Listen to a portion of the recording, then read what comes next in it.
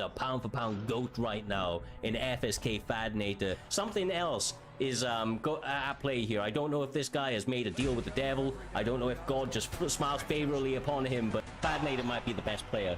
Nobody's even made him look mortal right now. This guy looks like he is immortal. He looks like he's amongst the gods. Nobody's even hurt him. Nobody's made him like take a step wrong. He's had flawless performances every single time he stepped out there. He's obviously just that guy right now, and continues to do it. It will be interesting to see what is around the corner from that man, because obviously, you know, he's going to get to a point where he will be setting a record and cleaning out the division.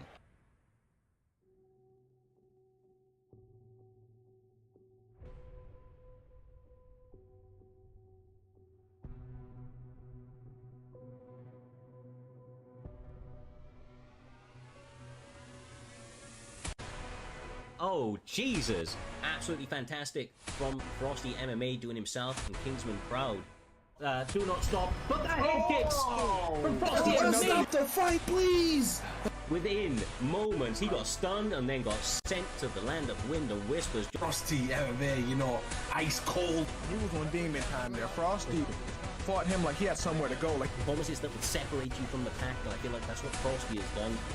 He is a guy to watch out for. Frosty's cold! Ice cold! Like, his ability to set the tempo is what is separating him from the rest of the competition. I can see Fadinator holding the belt for the entire season. Brilliant performance, and still showing why he's a problem. The undisputed Xbox champion of the world! Fatty, the baddie! He's got it! He does it again! FSK Fadinator! Fadinator's the GOAT. It's your Xbox Championship, Fadinator versus Frosty, and it starts right now!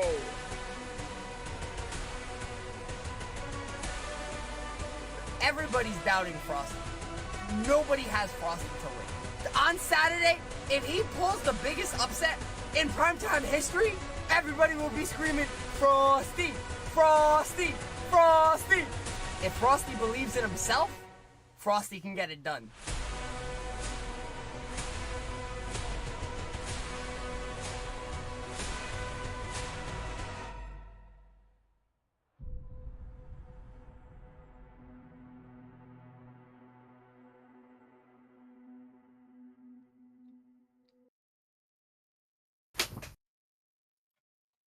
What is good, you beautiful bunch of savages? It is Primetime 105, FSK Fadinator, the KM Frosty.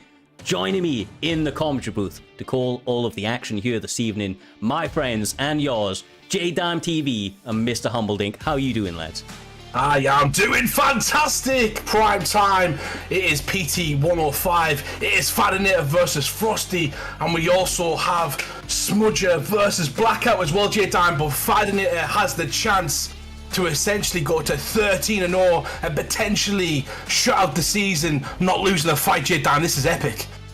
Yeah, and right now, Fadinator is chasing GOAT status. He's chasing that Trixie status. Fadinator right now looks like the most unbeatable man on the planet, but we can't underestimate Frosty. Frosty said he is here to take down Fadinator. He is here to show that he is the man, Humble.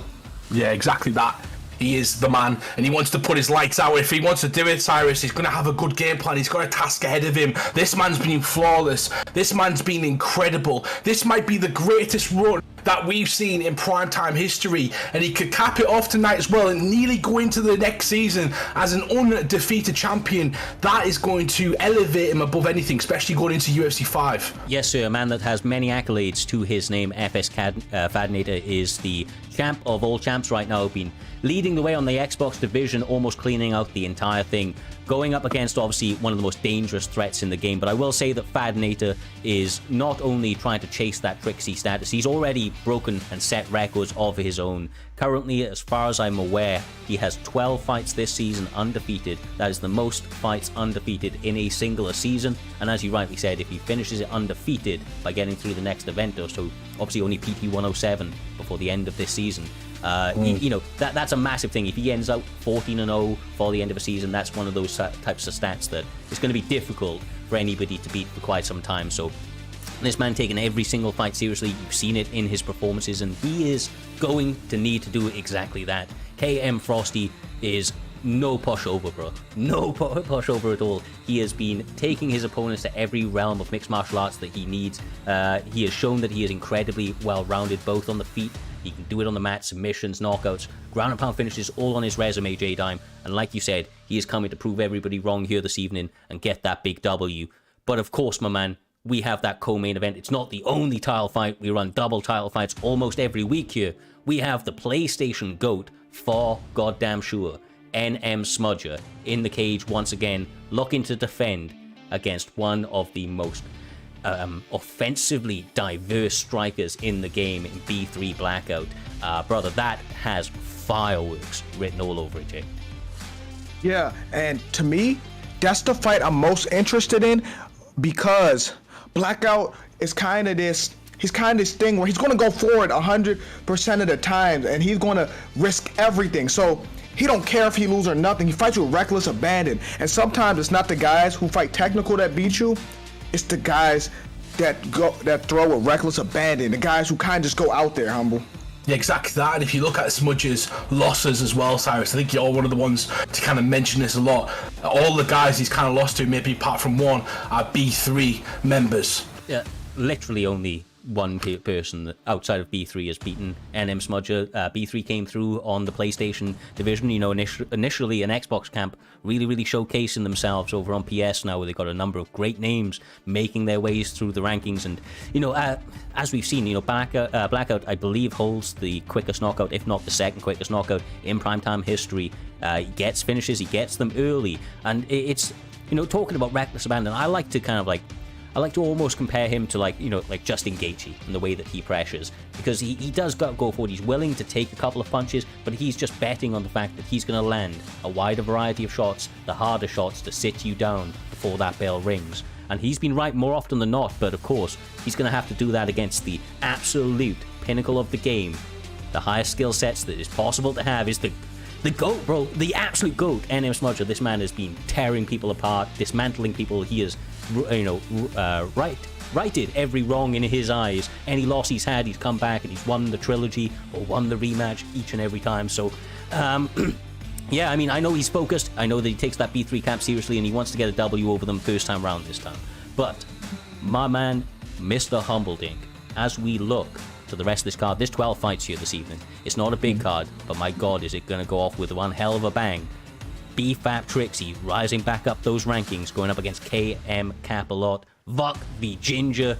I mean, the names just keep going on, brother. Like, it's hard to pick always, right? But like any particular fights outside of that main and co-main event that you're particularly keeping your eye on. Oh, 100%. It's Trixie versus Capellotti. If Trixie wins this fight, he might potentially have the opportunity to derail Fadinator before he kind of equals his own record, essentially. Trixie went undefeated one season. Fadinator can do it as well. If Trixie stops him, all that work for nothing, Cyrus. Well, we will see, brother. The stakes are high. The stakes are goddamn high for him. But, you know, like I said, Capellotti would be a great feather in his cap. He's been doing his thing, right? He's working his way up nice and securely. But like I said, I always feel like Trixie, especially at this point in his career, he is really kind of had his back up against the wall. Even though he's now back in the winning track, you know, in a good way, it's still one of those ones where people remember those losses within the recent memories. Like people start, the rumors are that he's already been past it. And I'm telling you, I will never count this man out. I haven't to this date. He's showcased that he is still that guy, and he's building back towards that goal. But the one thing that I will point out, J Dime, as we go to you, I don't know if you have any kind of highlight fights outside of the co-main event. I know you said it was the one big one that you were looking for. One of the key fights that I'm very interested to see is Ripe up against Luke Sav. Ripe is one of those guys that I've been looking, you know, very much closely at over the last, you know, kind of 10, 15 events. He's really kind of revolutionized himself coming into this year. He has looked incredibly dangerous in every aspect of mixed martial arts, and he looks to put on a showcase here this evening to try and get himself up and amongst the top of the division once again. And, you know, of course, standing across from him is absolutely no slouch in the game. He's undefeated Luke Seville, trying to get into that top 15 rank. You know, it's a big opportunity for him to go up against one of the more highly ranked guys in the division in Ripe. Yeah. My bad, Humble. My bad. But if Luke Sav were to beat Ripe, that'd be great for him because Ripe has only lost to the top of the division. Ripe contended for a title. He's only lost to the likes of like Smudger, CV, and people of that realm. So if Sav wins, that makes a statement, Humble. 100%, you stole the words right out of my mouth, J-Dime. And looking at that card, Cyrus, it is a fantastic card. We have fights throughout it, people who've just fought for a title, people who might be fighting for a potential title spot. That Dino and KM Samurai Robin sort of fight speaks volumes, but I believe, Cyrus, we might be getting onto our first fight right now. Yes, sir. Yes, sir. That Samurai Robin fight, bro. Sorry, after those leg kicks, just throw back to him. That's going to be one hell of a fun one. I can't wait to see what he's able to do and how Dino reacts to it. But like you said, going into the very first fight of this evening, no time wasted. Webo up against Chad Thunder, or Thunder Chad, as I'm now going to refer to him. That's hilarious. That's great. Chad, what do you call Thunder? Thunder Chad, yeah. Thunder Chad. Scooby Boy, apparently, according to that. We all know his name in the chat. We're not gonna repeat that name, Cyrus. It's a bit sus, you know. I'm not willing to kind of put myself out there, but you know what I'm willing to put myself out there and do? Bet on this fight right now. You can put your predictions on in the chat. Use your channel points as they come up right there, and essentially we do that as we get an advert from Lewis Hamilton, the prick. Bro, I don't know who's streaming this, but did he just pre-roll an ad as we were going in? Did he pre-roll an ad? I've never seen it happen this far into one, so 1.3 pence right there, Cyrus. Brother. Do you know what? Free promo for Manager 23 Deluxe Edition.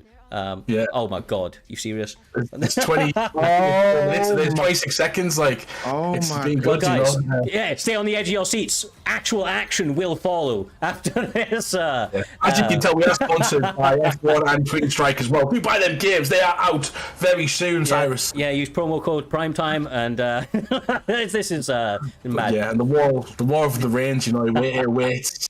Just gotta say that right there. That was the longest 26 seconds of my life. As Blue Protocol. And he has already taken him down, Bruce Lee, in top control. What is going on, man? What is going on? What happened?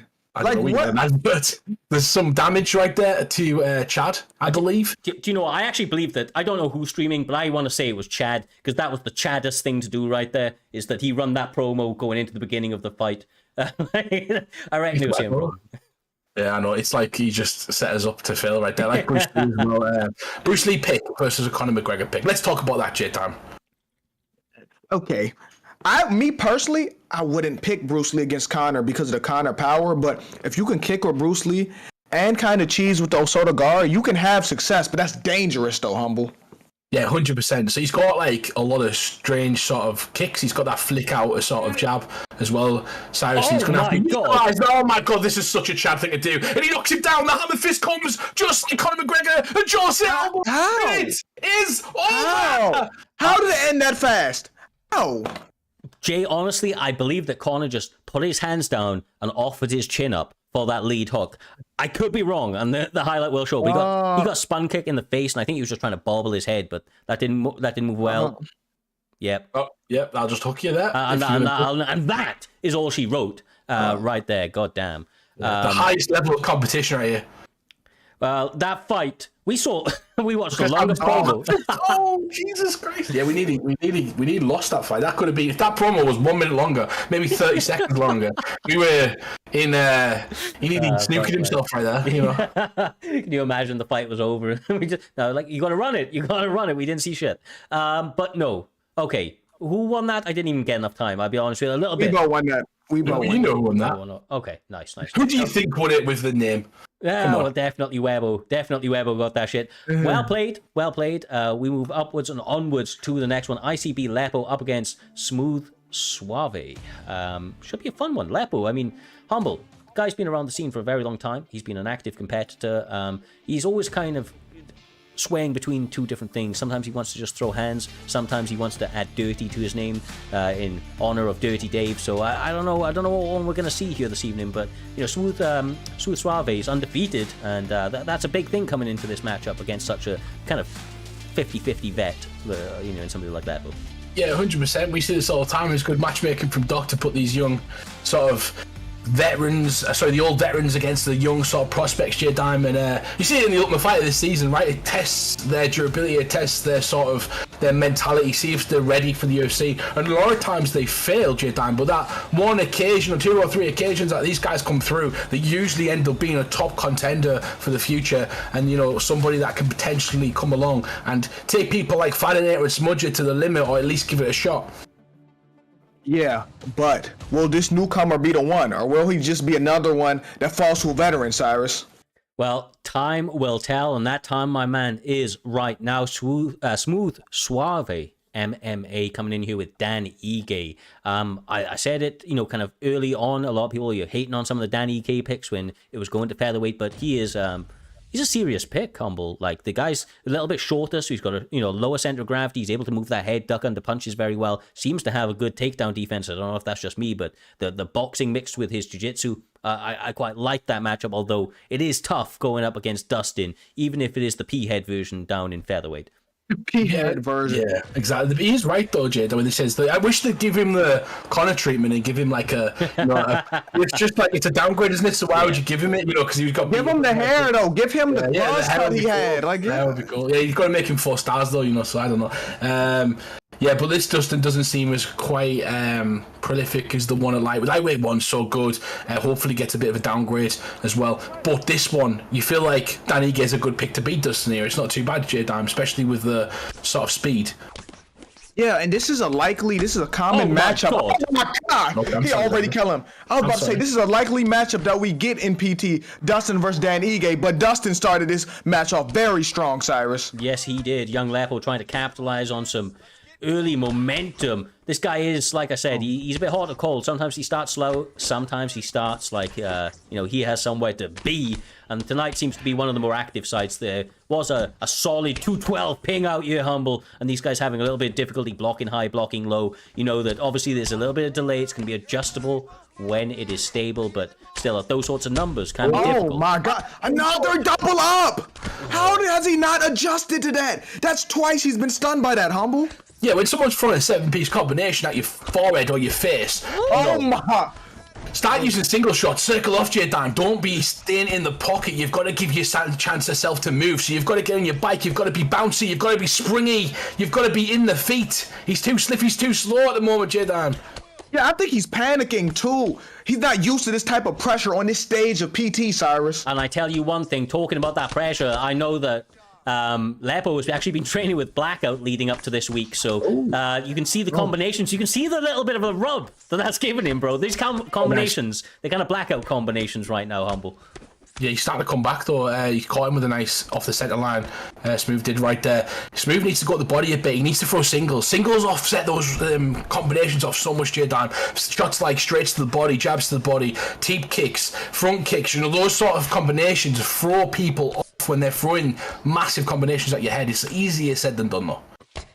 Yeah, but you know, a lot of people think you have to throw a 7-punch combination every sequence, and that's not true. Yeah. He really should use these single shots, Cyrus. But definitely, man, definitely. And try to utilize some of that footwork. Somebody that's coming into this fight like Lappo, they're not going to be able to stand the test of time. If you can make it into the midpoint of that second round, the momentum shifts massively. But as I say that, Dan Ige now finds himself in top control, only in half guard, but seems to be working those little bunny shots out here, Humble, trying to accrue some points in his favor and advance position as he does just there.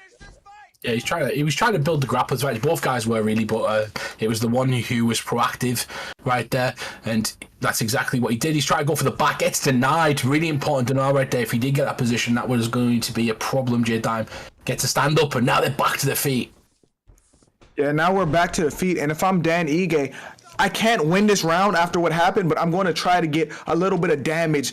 Make it easier for myself going into the next round, Cyrus. Yeah, exactly right. And, oh, well, he let it go a little bit, but that's okay. It was only 15 seconds. It ain't, you know, it ain't the end of the world, but use a lot of energy to get back to the feet with only a couple of seconds left.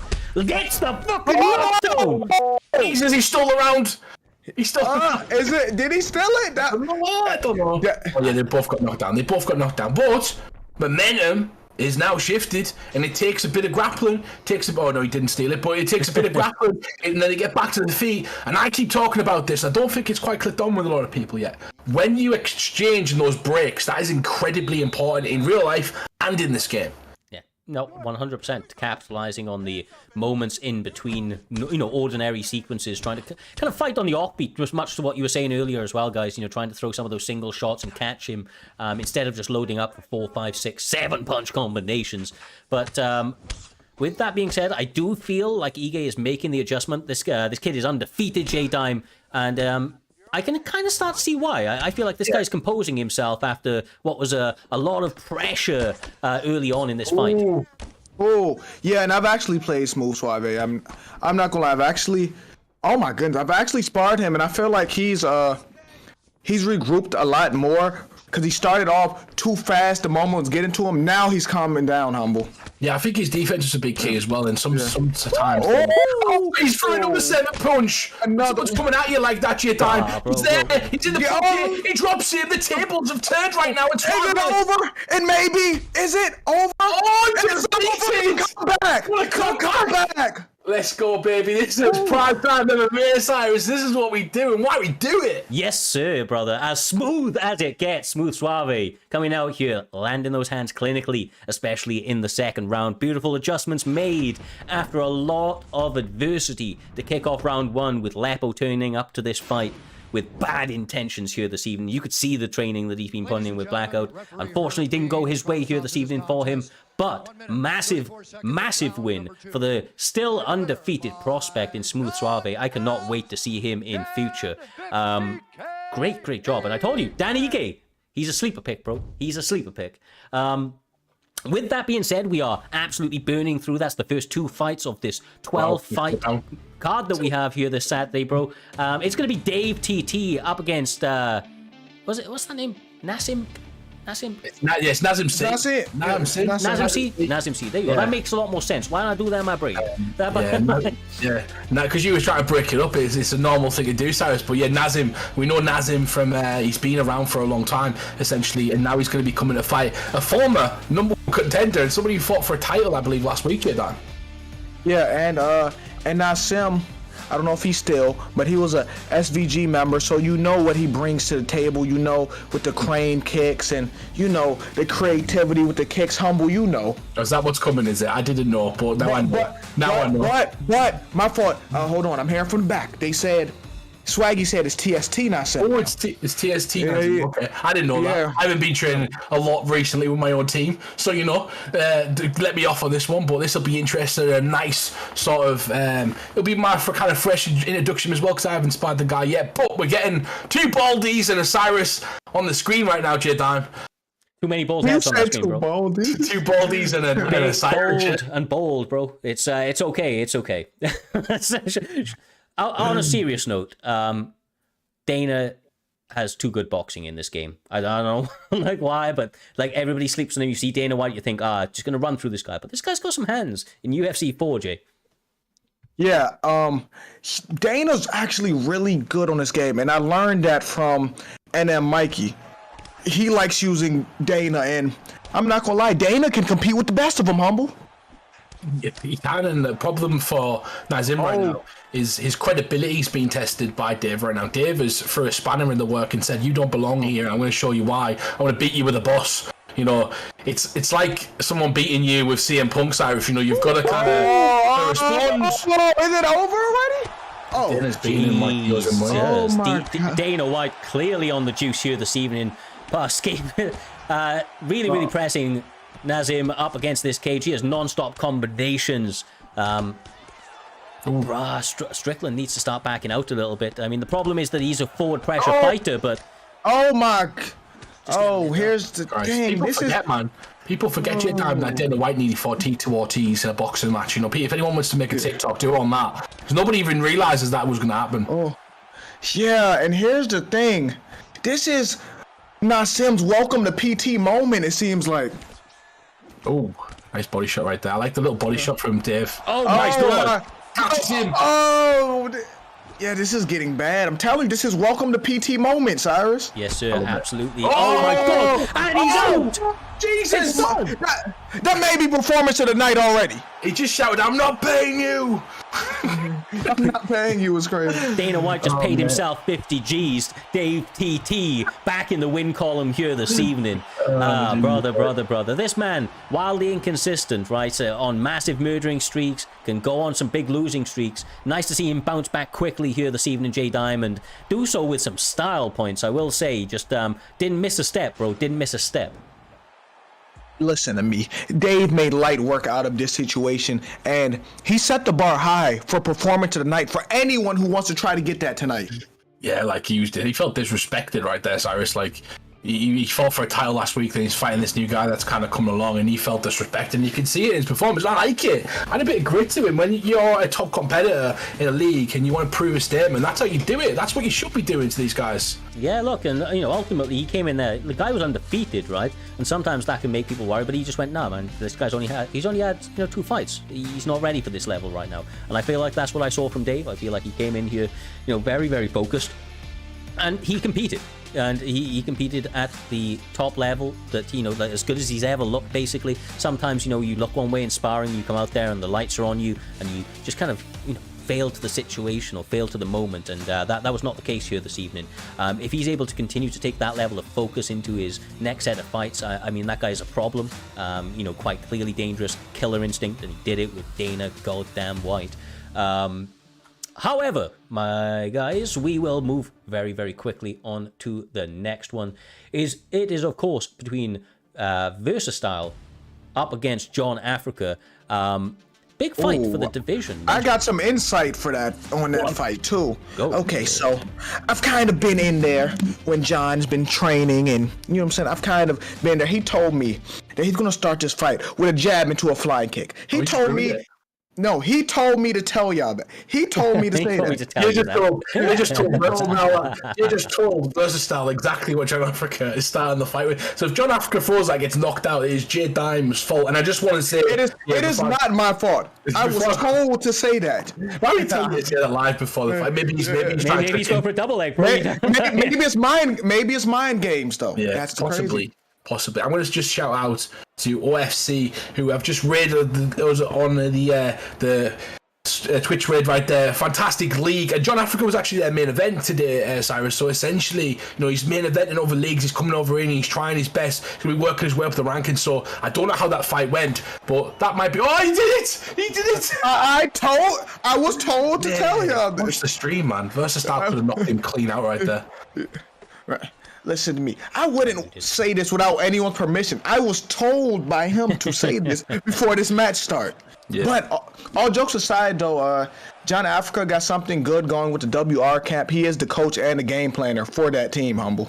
That's interesting. He seems to be getting, his name starts to be getting talked about in a positive light. I've seen John Africa fight, but I haven't seen him kind of push himself up in the bill, that top echelon, fighting for a title exactly, Cyrus. So it'll be interesting to see if he can do that, and if he's leading a camp, that can add a lot of sort of resources for him to get better as well. Yeah, a lot of resources, but also a lot of pressure, because everybody's looking at you and the performances that you put on. You want to be showcasing, leading the charge, so to speak, and if you want people to respect you, you've got to showcase what you're able to do, what your knowledge and skill set is at. And I believe that John Africa feels that comfortable now. He's not new to the scene, as you said. He's been competing in OFC as recently as before this fight, and now he's going to come into this fight very, very warmed up. And that's another thing I love to see, when there's activity within the community, J-Dime, these guys are getting the reps in, and you see it with the likes of Kevin Holland and the like. When they're active, you're very, very much in your element. The best that you can compete is when you're getting those reps in. Yeah, but people forget how good Versatile is too. Remember when he shocked the world and beat Dino? Versatile is a tough matchup for almost anybody, but I may have jinxed him. He's on the ground, Humble. I knew for a fact that was going to happen as soon as you started talking about it. No, but you are correct. He did really well, and he went right to the top of the division, and he's been there. He's felt it. It's like his timing was way off there, though. He needs to avoid that, because now he's having to regroup with the stamina, gets head kicked himself, and he gets caught. Oh, I thought that was a big moment, Cyrus, but it wasn't. It tricked me. Yeah, he's oh my god! He may be dead. Nice timing on that. He does it perfectly as he's moving backwards. He's still one shot. I was about to say, one shot. if he Yeah, he didn't just randomly throw that. He timed that, Cyrus, again. He set it up behind the jab, bro. He set it up with the jab. He watched the way that he was leaning, and he was like, I'm going to get him this time. Jabbed his way out, threw it up there, caught him, and now he's in top control. Not able to hold it. Wow. It's high risk, high reward, that though, and he's timed it really well. You are correct. Beautiful work. He's getting him to walk into it because he can see which way his versus style is kind of moving, which is towards the camera at the moment. To his left. Oh my god, this might be it. He's going for it. Oh. Is it over? Is it over? Bro. How is it still alive? The defense from John Africa. This man. There's not enough seconds. There's no time. Well, that'd be interesting. He still gets out really quickly though, as well. Yeah, that's good. That would have been good defense, regardless. Yeah. He's not even like. Maybe that submission is not very good because that he was tracking okay there. Yeah. But that kick that he does, the jab and then the jumping kick, he'll essentially jab him, step to the left, and as he steps to the left, his power transfers right through. Because if his guy comes into it or he moves to the right, he's essentially walking past that center line of power, Cyrus, and he's just getting pelted in the head. He's got no time to react. Yeah, but ultimately, the problem is that Versatile is a guy that's moving his head off the center line a lot, and he's also using side steps a lot, and it's allowing John Africa to set up a lot of these big rounded kicks and the like, just like that right there. Just like that right there, brother. This is it. It's it. It's over. It's over. It's over, guy. How is heading Barrow alive? How? How many kicks does he got to take to the head, Cyrus? Jesus. Henan Barrow, clearly one of the more durable guys about, it would appear. Still in this fight somehow, some way, head health blinking. And, it's early in the second round. Jesus. Humble. He's gone there. Yes, get this, bro. Get this. He's got to count this. That would have been a beautiful finish. What even button was that? That was super. He just guessed that. He just guessed the first thing got right. I call for that every single week, bro. Somebody finally went for it. I don't care. This guy's kind of got an instant W in my mind. That's awesome. He got Von Flew though. I remember OSP used to get a Von Flew choke all the time, and people would be thinking they're still beating him. Like the people still in the choke, like, oh, I'm winning, and then just out cold 2 seconds later. Beautiful work. But I like it. He's shown his sort of capability, his experience, and he's out cold. Oh my God. I don't believe it. Not the Primetime comeback. The Primetime comeback! The comeback! He took everything he worked for! Everything! The comeback! Oh my God, that is gonna be the craziest 3 minutes of his life right there. Oh. He was down and out. He was down and out, J-Dime, but he showed the heart, he showed the hunger. He never was fully out of the fight. Respect your opponents at all times, Cyrus. And some would say, as good as John Africa looked, he pissed about a bit. He's doing certain things. He's predicting. He was trying to be a bit flashy here and there, and I don't blame him. Yeah. But that could have cost him the fight. Bro, I'm almost speechless. Because Versatile was getting his ass beat. Like he was getting his ass beat. He looked good at the beginning, but then he was getting lit up. Yep. Turn it around, bro. Turn around this guy. He's obviously got that dog in him, Jay, and stuck true to himself. Went to the trenches and came up with a victory somehow, some way. He never gave up. No matter how many times he got kicked in the head, how many times he was getting dominated, he found a way. That's why that should be a lesson to everyone. Never give up on yourself. Until the match is actually over, never give up. All players do not sometimes, and you'll fight them. And we talked about Trixie before. One of the things that we talked about Trixie so much about last season, Cyrus, was its survivability. He'd get rocked in her 10, 12 times in a fight, and when he got you couldn't get out of it. He could. He's just that damn good at it. And this season, people have clicked on a bit. But that's what Versatile just did. He's hard to beat. Like, he's constantly in the fight, constantly stayed there, and when he hurt his opponent, he did not let him off the hook. Definitely, bro. Definitely. Absolutely beautiful fight. Carnage, to be quite honest with you, on both ends of that octagon. My early contender for fight of the night right there. So many sways in the old emotions out here, Humble. Almost made a grown man cry, to be honest with you. It was crazy. But we move upwards and onwards to the next one. KMM Town stepping in the cage up against Easy Work. This one has all of the hallmarks for an incredibly fun fight. J-Dime, you know as well as I do, M-Town is one of the most diverse fighters in this game. He is able to do it on the feet and on the mat, but similar sort of thing with Easy Work, although Easy does like to really, really hunt for those finishes, bro. He likes those KOs, he's partial to them. Yeah, and it looks like we're getting another Dustin Poirier versus Dan Ige. Crazy that they pick them two out of all of those characters in February. There's so many, like there's the Pettises. Conor McGregor might have been banned, which I'm presuming that was the pick because Conor's a 4-star Conor in February, Cyrus. But there is quite a few characters that you can pick in this weight class. Yeah, no, there is. Like I say, one of my favorite weight classes to play like 4-star guys. To be honest with you, there's a little bit of change now, obviously, but still, there's a lot of options. And like I say, Dan Ige, he hits really, really hard. No touch your gloves there, Mr. Humbledink. Straight to the action. Double jab in the face, trying to make easy work here this evening, not giving him any room to breathe. Yeah, let's change that stigma of touching gloves there. Let's get rid of it. No more stigma of touching. Touch before the fight, not during.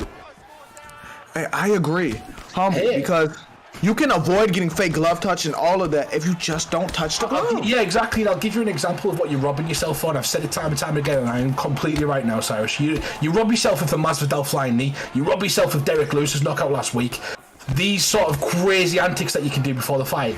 Just we want to touch gloves, just touch before the fight and then fight when it comes out. 1 second knockouts, I want to see it. Yeah, I want to see Vadum run across that cage, jump and front kick somebody in the face, That's what we want to see. We want to see highlight knockouts. And if you're going for the fastest KO, you can't be touching gloves because that's taking up 3 seconds right there, brother. That's taking up 3 seconds. Yeah. Nice knee. Oh. Very technical. Yeah, their teeps are really interesting. Motown's finest is one of my favourite fighters to watch. J-Dime, he's so sort of proficient with his strike. I'm surprised he didn't pick Pettis, to be honest, because he likes his kicks a lot as well. But he's got some combos, hasn't he? He's got some brilliant combos, some unique combos to him, and it's nice to watch him because no matter who he's playing with, that's kind of going to come out. Exactly right. B3 Blackout, I see you, brother, and I appreciate you. Thank you. Straight into this one, though. The body rocks, head kick, getting a little bit unorthodox. Easy Work is. He's trying to make this one ugly, Jay. Yeah, and I want to see what counters M-Town Finest has for that too, Humble. Yeah, exactly. He needs to kind of do something because his body's getting wrecked at the moment. He's getting hit countlessly in that body, and it's chipping away at him slowly. Not enough damage, or even though it was nice, it was not enough. And I'm just liking how Easy Work's getting a circle to the left, landing a TP here and there, and then landing a nice straight kick. Oh. Mixes it again. Oh my gosh. He's trying to kill him to the body. That's the thing. He has to block his body. He can either block counter or get out the way, but he can't keep eating these body shots. Golly. Oh, golly. God. But he made easy work of him. Easy work. Just off his shoulders, Cyrus, and says easy work, because that's exactly what he made of that fight. And he's one of my favorite fighters. Like I said, Motown's finest. He did make that look easy. He went to the body continuously, countlessly, and he didn't do it with just one shot. He mixed it up with kicks, he mixed it up with punches, he mixed it up at the start of the shots, the end of the shots. He made it incredibly hard to predict when he was going to go to the body, and then when he committed, he let rip. Yes, sir, man. The first time he went for more than 1 to 2 punches to that body, he let that shit rip right there, and came up with a big W here this evening over a very notable name in the Xbox division. M-Town, one of the better camps around, one of the better competitors around, not able to get the W here this evening, but I'm sure he will be back better than ever, and Easy Work continues to make easy work of all of his competition. Another W for that man, working his way up the rankings very, very swiftly. Now, lads, up next is for what I kind of what I quick featured fight, bro. This is a mad. We're already on the featured fight. What's happened? Well, this is craziness. So I said that this was one of the fights to look out for, okay? And I haven't been told, but I'm seeing on the card that it's been updated, and there is a change to what we're seeing on the graphic. Now, we are seeing Ripe. Ripe is still fighting, and I'm very, very happy about that. Like I said, Ripe is one of the guys that I keep my eye on. But he is going up in this fight. Let me just put this to you. He's going up against The Truth from Team Truth. C wow. motherfucking V. All right. Stepping into that cage, bro. I like it. Can we just say this is like massive fight this now? Credit where credit is due for Ripe to take this fight. He's currently on a 2-fight losing streak to the best in the game. Still, he's very, very highly ranked. To risk it a little bit here against one of the guys that is known to be, you know, basically one of the best, one in the top trio, the top triangle of competition in the PlayStation division right now, CV. Credit to both of these guys out here, Jay. I feel like, you know, do need to tip the hat to both of them, especially for Ripe, to be quite honest with you, for stepping up and accepting this fight on such short notice. Yeah. I'm going to tell you why Ripe accepted it on short notice. He's on a 2-fight losing streak. He can win everything back because CV's ranked #1 contender. He can win everything back. None of that matters if he wins this. That's exactly what I was thinking, Cyrus. So literally beating one of the top guys in CV. Oh, he's lost. He's got Conor McGregor versus Jack. So that's it. So, right, don't put your money on. Right, I'm joking. Right, Mma, I don't know. We don't know too much. I'm guessing the power is going to be strong, but I have played with Jack, and it did seem like essentially, you know, the stamina wasn't there. But again, Conor, just too much power in Conor's hands, and he's got all the movements. I just CV's too good in this one. But it depends who's holding the controller. Yeah, it's a good point. It is a good point. We're about to find out, Cyrus. Yes, sir. They touch them up. No wasting of time. They're going to try and find that range with their jab. Both guys have very fundamentally strong boxing. Ripe MMA going to be a little bit slower than Conor McGregor with Jack, but I don't feel like that's going to be too much of a factor as this veteran savvy comes into play and he adjusts over the course. Only 3 rounds, though, J-Dime, so they have to get it going, as Ripe did right there with a big head kick. Yeah, and here's the thing with Jack. Jack has a lot of power, Humble. He don't got elbows, but he has a lot of power and good boxing, though. Yeah, I suppose TV's got to be careful right now because he's on the verge of just getting out kind of touched. You know, it's point sparring. So what he kind of does, he fights a long sort of fight. He draws you out. I feel fighters that kind of do this, where they hit you, draw a shot out of you, draw a combination out of you, draw a retaliation, Cyrus, and then they get on the pedal, they get on the back foot, you know, they make you miss into that space, causing you to overextend, and then they strike, and that's what CV's constantly looking for. But what he's got to be careful for is Ripe throwing single shots, picking him apart, and just staying on the outside and not overcome in. Yeah, like the thing about Conor as well is that when he's always got the right hand, right? The left hand. He's always got the power.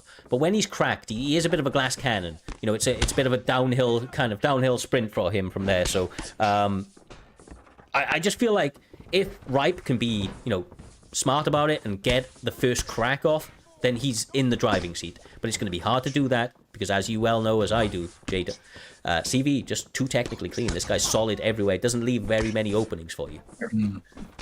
Yeah, but you know what Ripe needs to do, which he had a little bit of success right there, throwing that low calf kick, Humble.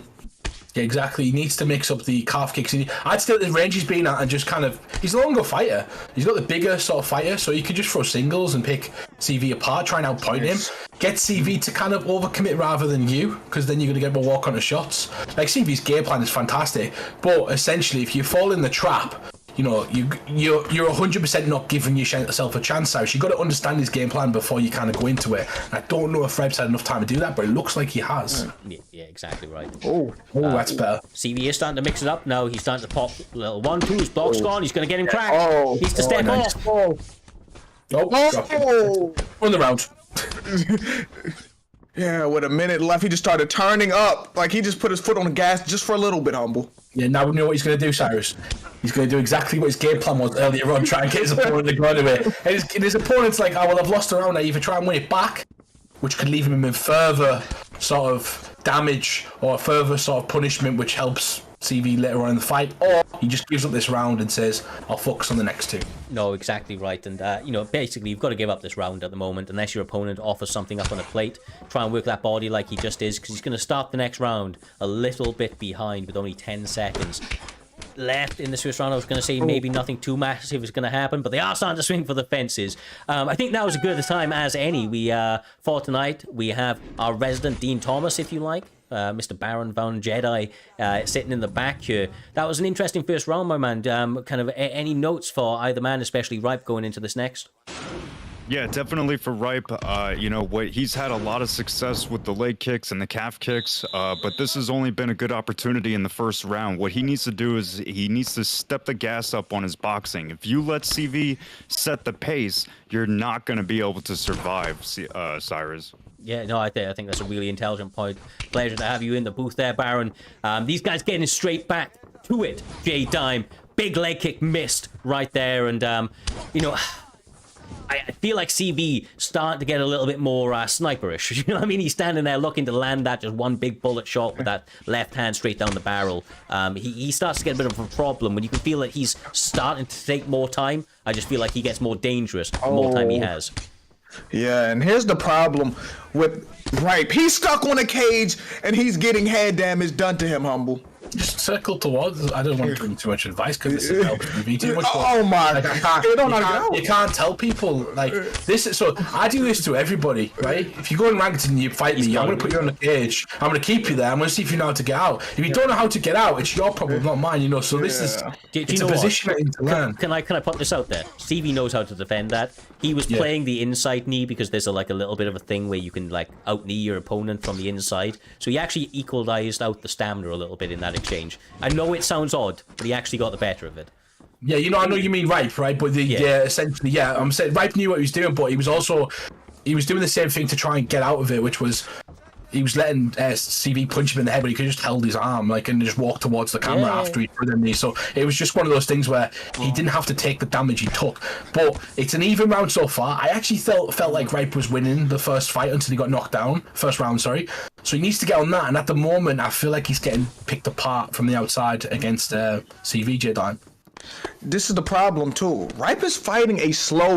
This is CV's fight. You know, if you don't, he's having successful leg kicks. Right. But if you don't speed CV up, he can just sit here and just chill the whole time, Cyrus. Exactly right, man. Oh, these are starting to get some bigger combinations right there as well. Really starting to turn it up, CV. We saw this to the midway point of the first round. When he starts to get those flurries going, the head health becomes non-existent, Humble. Right, trying to fire back, but he's in a bit of a precarious position right now.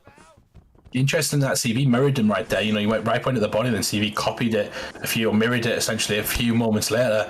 I'm surprised Wright didn't pick up on that, but nice leg kick as well. It looks like he's got his leg blinking. He's got some damage to the body, so he's not essentially out of this fight. He could have some health events. Oh, this is Humble's fault. Why would you say something, Humble? I always say that's good leg kicks though. Yeah, same with me. Every time I say something, something bad just happens to someone. The commentary curse, brother, it's real and it exists in prime time. Beautiful work from both guys. They're mixing it up. They're going to the breadbasket and back up top, J-Dime, and it's starting to get to the anticipation stage of the fight. Oh. Look, CV is definitely ice skating uphill, but sorry, not CV. Ripe is definitely ice skating uphill, but much better round from him. He actually had slightly more significant strikes, slightly less total strikes, but the stun did go against him. So 2 in the hole right now there, J-Dime. He needs to finish this round. He needs to finish this round to get a W. He has to throw a leg kick. Oh, never mind. He's starting to check it, but. It's right. That's the right thing to do, Humble. There we go. It is, but see if he can just switch stance, like if he wanted to, and then focus on the head damage again. If he really wants to try and, not lose this round, or if he cares, I think he might be 2 up. I don't know if he's, I think he might be 2 up. So he's got a knockdown in the first round, a rock in the second round. There wasn't too much far apart from them everywhere else. So, I do think that Ripe needs a finish. Yeah, Ripe's actually heating up a little bit now. I feel like he's, starting to get like a bit of a second win, but the damage just might be too much for him to really do that now. He needs one of those kind of like body block uppercut counters or something big to get a rock so that he can capitalize on the remaining stamina that he has. Nice. He needs a moment. Yeah. That's what he needs, a moment, because he's been competitive, but he hasn't had any moments. So CV's been able to coast, Humble. Yeah, CV's shown his veteran savvy. He's shown the discipline of a true champion, somebody who's been up there and wants to fight. He's literally on the cusp of fighting again for the belt. He's one of the guys that we're looking at right now, and if he hadn't fought Smudger twice already into short notice, like short far apart, Cyrus, he would have been fighting for the belt. So essentially, he might be fighting for a #1 contender spot here. He might be fighting for a shot at the title or put his name in the hat next week for a #1 shot, essentially, against CV. So this is a big fight for CV right now. Yeah, look, 100%, man, 100%. And honestly, these guys, both of them, they're the types of competitors. Oh my goodness. They always just want to prove that they are the best out there, and CV trying to do that once again here this evening, trying to separate his name from the rest of the competition. He has Ripe hurt, he has him injured, but Ripe's still there swinging, swaying, and throwing those punches. Man. But Ripe gotta go. He has to go right now. There's Humble, he don't have another option right now. Yeah, he doesn't, and this is why CV's quite cautious. But I want to see this more for CV. I want to see him, like, he's utilised his game plan, he's done the work, he's got his opponent hurt, and he's got his opponent with hardly any stamina. I want to see him press the action and get the finish. You know, he wants to be the most dominant force on PlayStation. He's got to prove that right now by knocking out Ripe when he's got him really hurt. Oh, and there it is. He's starting to turn it up. He's starting to turn it up. No, he heard Humble. That's what happened. He listened to Humble. Oh, he should listen. He wants to be a dominant champion. Oh, he's going to knock everyone out. He listened to Humble. That's all that just happened. There we go. And right on time. Thank you, Smudger. Gifting a sub right there, showing Cyrus that he's paying attention as CV gets another win on the win column. Yeah, sharing that championship money around here this evening as he looks at some of the potential future tile challenges. CV getting a big W. Once again, shout out to Ripe for accepting that fight on short notice. That was no, short order. That was a bit of a tall order right there to take on one of the best with zero preparation leading up to it. But, CV does it a goddamn game, man. The truth. From Teeden Truth, CV, bro. That moniker is going to stick because he continues to prove it to be true. This man has a path set out in his mind for getting back to that title, and it begins and ends within that Grand Prix. He is trying to make sure that he is up in those rankings so that he can challenge for that belt early on in the next, in the next Grand Prix that we have coming up. But another fun fight in the box there, J-Dime, as we move forward into the rest of the card.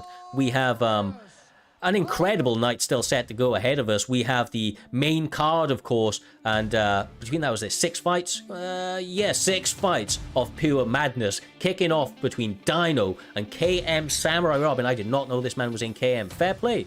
The Kingsman, great signing from Samurai Robin, representing the Kingsman after that crazy level of kicking game. I said it in his last performance day. I think he might have the best kicking game on UFC 4 right now. The best Muay Thai skills comes via Samurai Robin, and he's going to have to put that to the full test just to wade off the takedown attempts and the striking acumen of Dino, who's standing across from him here this evening.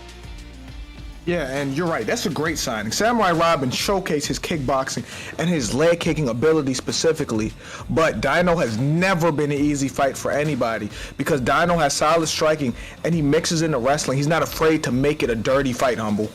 Exactly that. It's the perfect sort of matchup to see what Samurai Robin is about. The full card ahead of us. These are the fight we just seen with CV and Ripe. So important because you've got Dino versus Samurai Robin. Samurai Robin undefeated, Dino a top level competitor, and then after that as well, we're gonna have another massive fight. Essentially, that might be for the Ginger versus Vuk, which might be for the contender spot next week.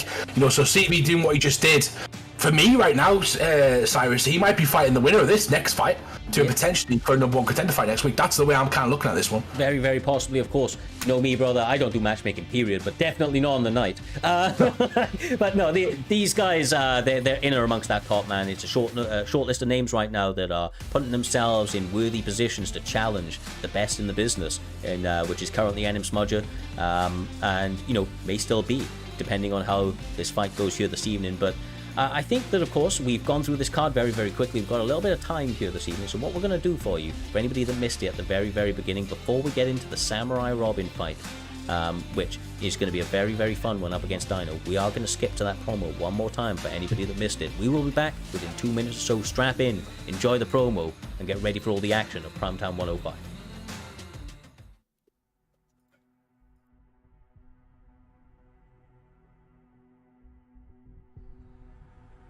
The pound-for-pound GOAT right now in FSK Fadinator. Something else is at play here. I don't know if this guy has made a deal with the devil. I don't know if God just smiles favorably upon him, but Fadinator might be the best player. Nobody's even made him look mortal right now. This guy looks like he is immortal. He looks like he's amongst the gods. Nobody's even hurt him. Nobody's made him take a step wrong. He's had flawless performances every single time he stepped out there. he's obviously just that guy right now, and continues to do it. It will be interesting to see what is around the corner from that man, because obviously, you know, he's going to get to a point where he will be setting a record and cleaning out the division.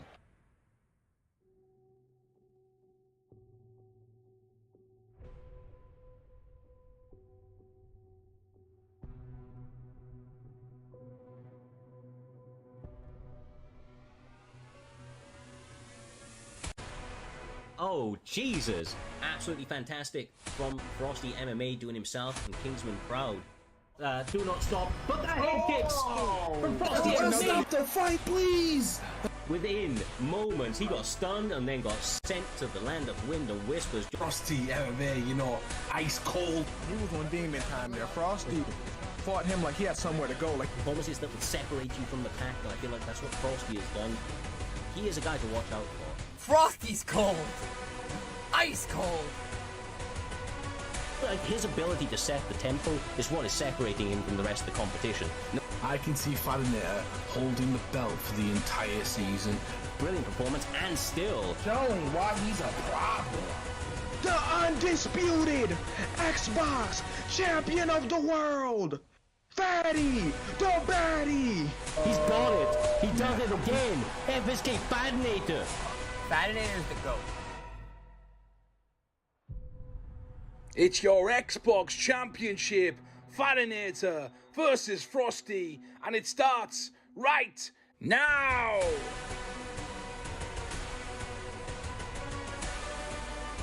Everybody's doubting Frosty.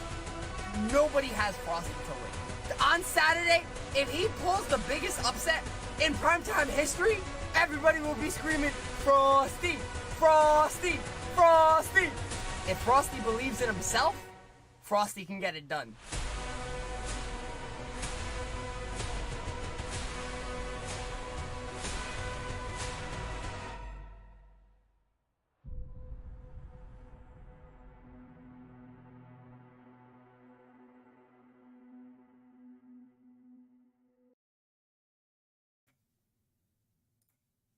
And we are back. Primetime 105, back in your life this Saturday. Dino Gamer up against Samurai Robin, representing KM, one of the best leg kickers in the game. Seems to be going Marvin Vittori here this evening there, Humble. Maybe he's looking to mix it up a little bit here this evening, or even just preparing for what is well known at this stage to be the grappling offense of Dino Gamer. Yeah, good, strong, gritty sort of grappler who can come forward, has got a lot of perks, J-Dime, that will help him kind of progress. We seen him last week through the leg kicks. I promise you this, Samurai Robin has got many different assets of his game, and we might see another one tonight. yeah, and here's the thing.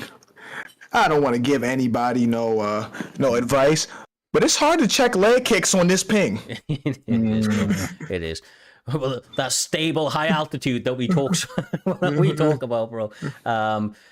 Yeah, Jesus. We'll see. I mean, these guys, absolute veterans. Like, if you've ever fought, people from, was it Australia Dino's from? Or am I wrong? Where's he from? New Zealand. New Zealand. I always get it wrong, bro. No, he resides there. He's from South Africa. Okay, bet. Yeah. But look, Samurai Robin's actually taking center of the cage right now, which I think is a really, really big moment in the fight early on here, Jay. Taking that center, using the straight intelligently, keeping Dino honest, to be honest with you, forcing that takedown and denying it with ease. Yeah, he's a top. He's ready for this. Like, he knows Dino's game. He's one of those guys that's been around forever. I've remember him competing in all the leagues I've kind of been part of, or even watched, essentially, and he's always done fantastic, J-Dime. So always top of the league, always up there. At the moment, undefeated, and might be potentially putting his name in the hat to fight CV next week, or potentially a title fight coming up. Who knows? Yeah, here's the thing. Samurai Robin, like you said, he's a vet of this community, and he's seen every style, so as good as Dino is, it won't be something new that he's never seen, Cyrus. Oh, definitely, man. I'm a big fan of both of these guys competing, to be quite honest with you. But you know me, man. I'm partial to a striker, and Samurai Robin does it better than most. Silky smooth in the way that he approaches the mixed martial arts game, represents himself, and quite honestly, KM very, very well. I think that's a actual camp that makes a lot of sense for this man. Look at the takedown defense. Lights out, Humble. Lights out for Samurai Robin right now. Getting him to shoot for the fences, but not getting any joy from it. Yeah, and if you guys don't know Samurai Robin is a Dutch kickboxer. He actually fights. This guy is a beast. What? See, Absolute beast. He gets in there in the ring and fights on a regular basis. Essentially, if you know him, he promotes himself quite well as well and puts his fights out there. And he's got great technique. He understands this game because he can essentially strike and grapple and do it all. Understanding the core fundamentals there, Jay, of mixed martial arts is important, and that looks like Samurai Robin is showcasing that here this evening. The composure, obviously against a dangerous guy, but so far so good for this man. Although he did just get dropped. Yeah. Yeah, and here's the thing.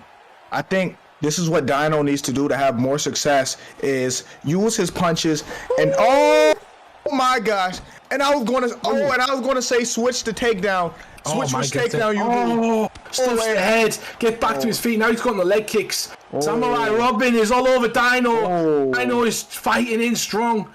This is a great fight so far. I like it, Cyrus. I reckon we could do a 2-minute promo of his leg kicks alone, and he's only competed 3 times in this season. So he's doing some good work right now. Dino trying to stay back, trying to stay in the fight. Basically, he's looking for pulls. He's looking for that big moment, like he got earlier in the round, the straight into the lead overhand. Those big sort of explosive moments are always going to favor Dino because he likes to kind of get a little bit weird in there, J-Dime. But he's having a little bit of an issue, to be quite honest with you, with the core fundamentals that Samurai brings to the table. He's just too fundamentally sound. The takedown defense is lights out, bro. Lights out.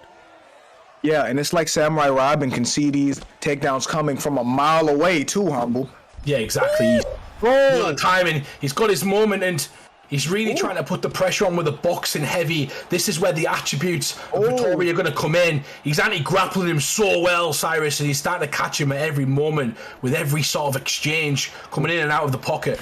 Yeah, the straight has been extremely successful for both guys, but there's a couple of hooks landed for Samurai Robin. And that right leg there as well is actually mincemeat for Dino, but he's still able to get the takedown, Dino, Jay, and it's in his world. Can't block it. They can't. It basically could just move freely, EJ, because of the ping, right? What I will say in this high altitude situation, it's hard to block a naked crucifix. It's almost impossible, actually, Humble. Yeah, it works both ways as well, though. Yeah. Robin should be able to kind of get out of there, but he's getting caught. Sometimes this can happen to fighters. They're dominating Dino, and then he gets him on the ground, and it's like they're stuck in mud. But Samurai Robin saying, I'm not that guy, getting his own offense, and then getting his back in. Yeah, and here's the thing. Do you know how you prepare to fight on high altitude? You practice against people on high altitude.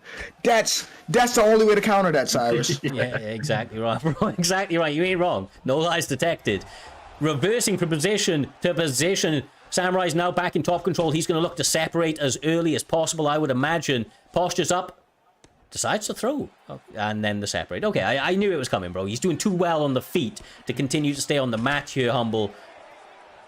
Yeah, exactly that. He's doing really, really well on the feet, and why change that? Give Dino a chance to kind of reverse something and get a bit of control, maybe some top-mount pressure like he got earlier on, when you could do this, and he's attacking every part of the body really well. He needs to be careful of that, though. Dino's still in this fight. Yeah, but if he was... I'm going to say he messed up. Oh, my gosh. It's over. It's over. Oh, he's blocked it. Needs to be careful. Oh, never mind. He's out of it. I was going to say... Dino's overhand would have did more if he was in southpaw where he belongs, but his leg has already been made mincemeat, Cyrus. It has. That right leg is not in good condition right now. Neither's the head held. Another couple of hooks land, and Dino Gamer trying to survive.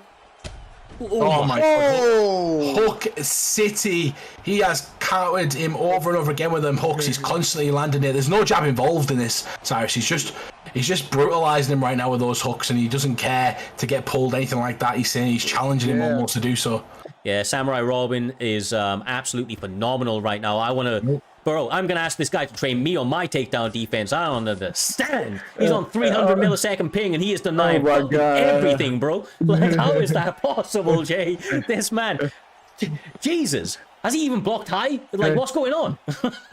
You know what I was about to say when you said he needs to train me? I was about to say, if you're losing the humble, you for sure need training. You bastard. Not just losing as well. That's an understatement right there of the year. But let's get back to these guys, because it's not about me beating your ass. It's about these guys. And Samurai Robin is doing fantastic right now. He's got hooks for days. If you want to fight him, you're not going to be able to walk tomorrow. He is doing what he's supposed to be doing, putting his name right back up there on the map to fight for a championship. Exactly right. He is having all sorts of adversity, though. Like, I don't know how he's going to do it, but Dino surprised me in the past. He has had some really late finishes. He's always a guy that will dig deep. He will never give up on himself. He will stick to what got him to the dance. Oh!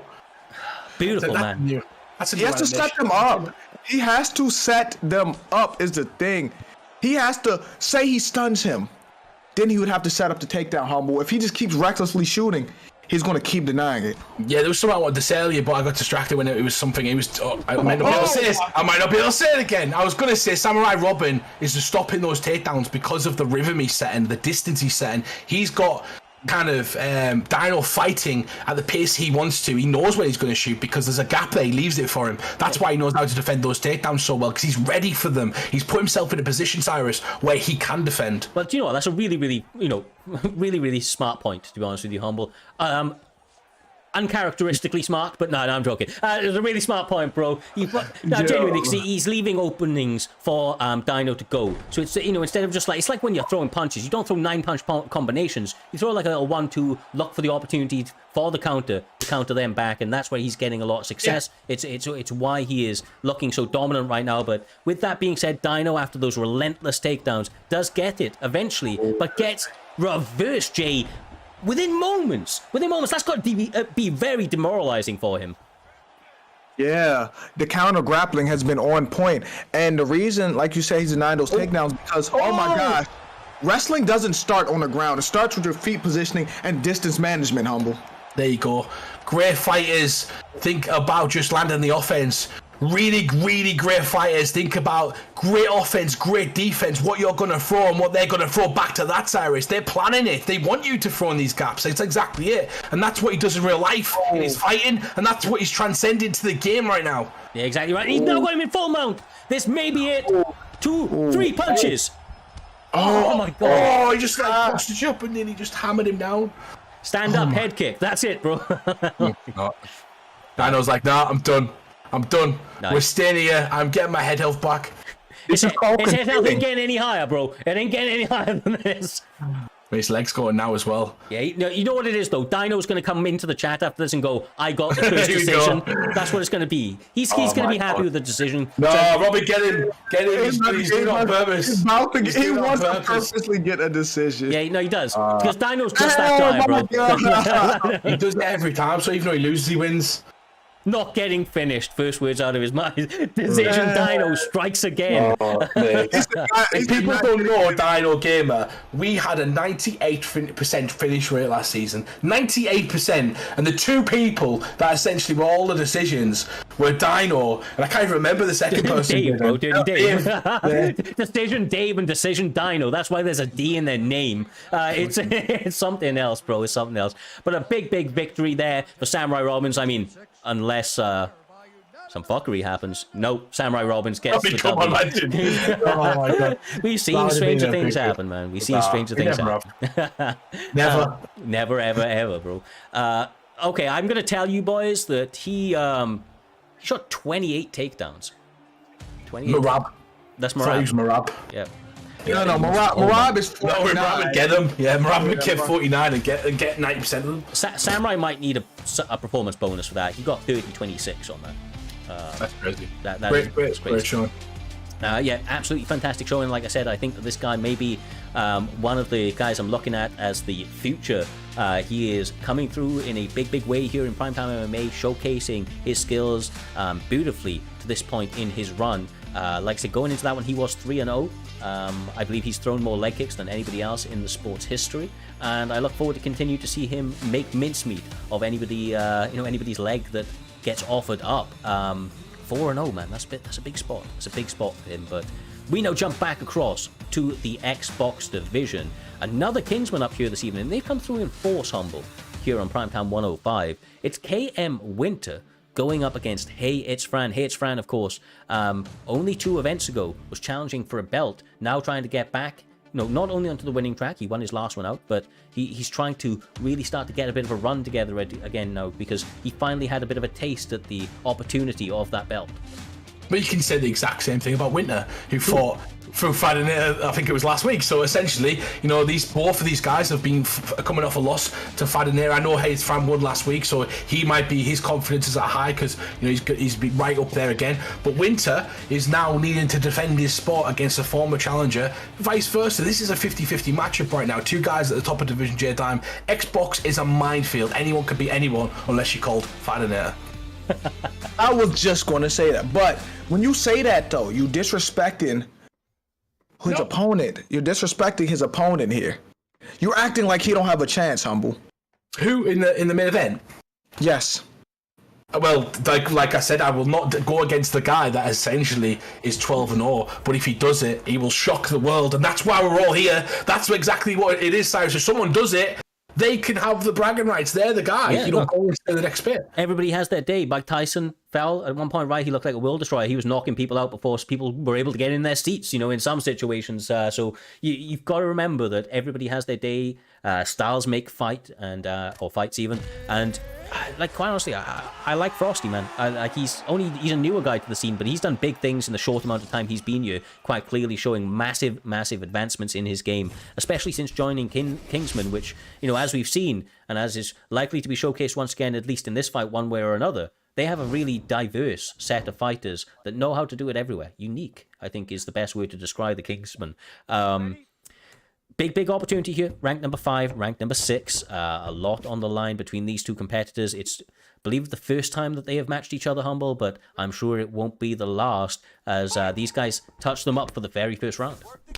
Yeah, very interesting since they're both at the top as well. You feel like everyone's fought everyone. And they are coming out flying. Winter is literally throwing balls to the wall. Down the kitchen sink's coming out here. Yeah, but oh my gosh, they're going to war. There's a lot of action to begin with. God, Lee kicked him in the back of the head and everything, Cyrus. Yeah, it's crazy. I don't know how long this fight is going to last. They are absolutely emptying that gas tank very, very early. And that's one of the advantages of these lower weight classes. You don't have to be all too concerned about your stamina. You can let those combinations fly. And Humble, even if you miss a couple, doesn't really matter because they've got the gas tank. What is going on? Slow motion, but you can go as slow as you want there. You're not going to burn so much energy, Cyrus, as you were saying, the gas tanks there. But nice work from Winter. I'm really liking the intensity that he's bringing into this fight. It seems like he can really win, but we don't want to kind of... Oh my God. Kind of what, Humble? Well, I was going to say we don't want to kind of mistake that intensity for stupidity, because he could walk into something, but not at the moment. Beautiful rock right there, and he's continued the pressure, building it up J-Time, and at the moment it looks like he's suffocating Hayes Fran. Yeah, but you know what Hayes Fran need? I was about to say that. I was about to say a sort of guard, but a takedown. There we go. That's what we need. Change the momentum of this fight. Slow him down, Cyrus. Yeah, exactly right. Exactly right, man. And that is exactly what he's done here. Henry Cejudo, obviously best in his wrestling, with such an early takedown, a lot of time to work this ground and pound, is going to rain down on TJ, which, let's be honest, his block is not one of the best in the game, and when he gets compromised chin-wise, his night becomes incredibly more difficult. So, this is great, actually. Absolutely great for Hayes Fran after a little bit of adversity on the feet. Yeah, 100%. And I just want to pitch something to UFC 5, Cyrus. Please let fighters talk to each other again, and the opportunity, Because you can imagine him on top of him right now, just saying, "Hey, buddy, slow down. Just calm down right there." There's a mental aspect to this game. It's you versus somebody else. Give us that. I want that back. I want to hear what these two have to say to each other. It would be fantastic. But anyway, great job from Hayes Fran to switch it up right there. Now he's on top, essentially, and he's doing good well with the top pressure, J-Time, landing heavy shots here and there, but looking for a mistake from his opponent. Yeah, and you're right. Game chat. If they bring game chat back, that'll be great. No, that's really a game changer, especially if you don't like somebody, Cyrus. Yeah, no, exactly right, bro. I think that would be absolutely massive. Obviously, give people the opportunity to turn it off, right? You don't want shit getting screamed through your TV, but just the fact that that should be in the game, because I'd like to be able to hear it as well. You know, like when you see in a fight and these guys are starting to talk trash to each other, they start taunting each other, it adds a little bit of fire to that fight, and these guys are the types of guys to go there. Has he rolled He's not going to get it, but still, it's... Yeah, bro, he's trying to pull up the... He's trying to pull up the KM caliber. Not enough time, you're right. But there's 10 seconds left, but I mean, it's nice. Submission grab. I don't know if people know this, but when you got damage is the first score of kind of the judges, supposedly. You know, we don't know sometimes, but that's supposed to be the first score. But also some close submissions, you know, damage to the legs. That is damage, Cyrus. If you pull someone on someone's arm, even if they don't tap, that is damage. It's good damage, you know. So they're looking for the further advancements in those submissions to score those submissions as well. Yeah, exactly right. And honestly, I always, you know, say this, but like, ultimately get reads. I mean, you know, you're testing your opponent out, trying to get some sort of pattern recognition going. Oh my goodness. Because, you know, the human race, we're not really good at reacting to things. We're really good at recognizing patterns, and that's what he's trying to do right there. You know, he's trying to do the intelligent moves. There are certain humans that are good at reacting. I'm not going to lie to you. Like, it's even for everyone. Some people just react a little better than others. Yeah, no, for sure. But I'm just saying the pattern recognition is one of our traits, bro. Through history, it's like one of those universal things, right? But, you know, these guys, I feel like even with the reaction side of things, it's because these guys are anticipating what's coming their way, so they have that advantage to react a little bit quicker. It's, you know, it's a chess battle, man. This is high-octane action. It is, you know, basically chess with dire consequences. They are meeting in the center of the cage right now. I have to say, they're really fighting in the pocket, Humble, a lot more than I was expecting to see from both of these guys as he gets another rock. Oh my. Beautiful work goes to the body. And at my age, Cyrus, I don't know what you're talking about over action time. I don't know what that is anymore. So, you know, I'm not sure I can comment on that because I don't have it anymore. Humble, I'll get humble, but no, I disagree. When you play Cyrus, you have great reaction. Boom, another shot fired right there. Yeah, talking left shots fired, brother. Left hook Larry sits him down again. Winter gets him to the mat, decides to get back up and looks to work his beautiful striking. Seems to be really setting in to that groove here this evening, Jay. Yeah, and if I'm Fran, I need to do something because they're both exchanging, but TJ's getting the advantage of all of them. Sure. Yes, he is. And nice work right now for the jab. He's sticking on the outside, but I like the pressure again. Winter just doesn't need to get taken down again, J-Dime, right? He needs to can't get put in his bum, can't get put in his back, essentially, because that's where H-Fran had some success. It wasn't much, but he did have some success. Yeah, well, he needs a moment. Like we say, like it could be competitive, but if the other fighter there's a moment. There's a moment. He got the moment. Now he has to capitalize on this, Cyrus. Oh, it's not his moment anymore. It's not his moment anymore. It is no longer his moment.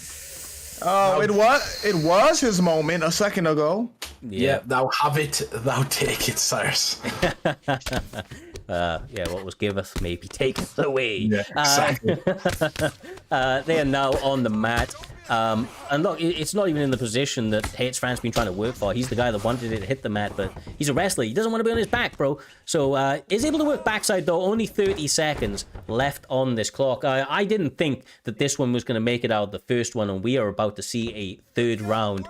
I think that now would be about as perfect a time as any to just throw it back to Mr. Jedi, Resident Dean Thomas. Brother, do you have any insights on this fight as he sits him down?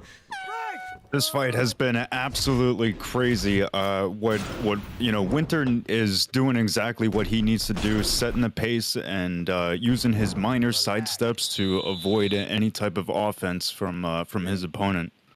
What he needs to do though is still look for the takedown. You know, get the jabs in there. Fran is definitely the one who's dominant on the ground.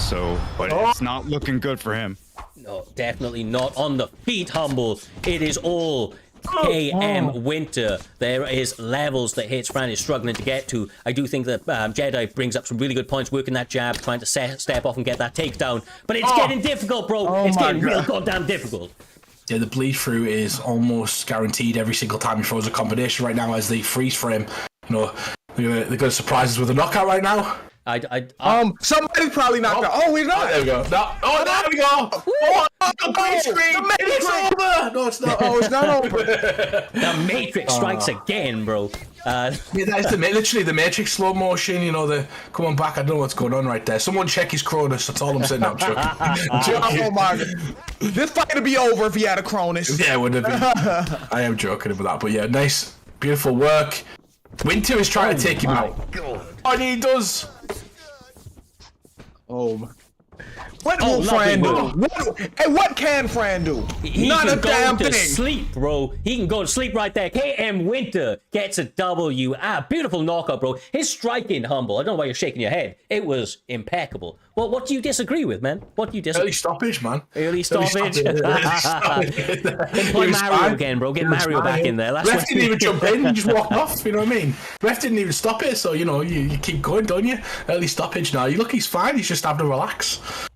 Anyway, great win for Winter. I liked his intensity at the start of the fight. That's something we talked about. Yeah. His intensity at the start of the fight helped him carry when it was tough times. You know, hard times essentially. We put the work in, so the hard times are a bit easier, Cyrus, and that's exactly how he kind of ended up getting the job done so easily. Yeah, exactly right. You know, ultimately he came in with a game plan, which was to turn up very, very quickly, actively, like you said in the first round, try to bring the action to his opponent. And Fran, for my money, unless I'm missing something, was always a striker. Like, he came into this fight, and it's almost like he knew that he had to shoot a takedown. And I feel like he maybe second-guessed himself, didn't quite believe in his abilities, and that allowed Winter to execute that game plan perfectly. Maybe I'm wrong, maybe these guys have had some spars, or there's some other insight going into it, but I just don't feel like that was the normal performance from Fran, and I feel like that was an exceptional performance from Winter, who really, really turned up here this evening. But with that being said, we move upwards and onwards to the rest of this card. We have absolutely had a sensational night of fights already here this evening, as to be expected for Primetime 105 and any other goddamn card that you turn up to see on Saturday night. But we are looking at this next one with a lot of expectation, Humble. I'll throw it back to you, my man. We've got Vuck stepping in that cage up against Ginger, Ninja, Ginger Streams.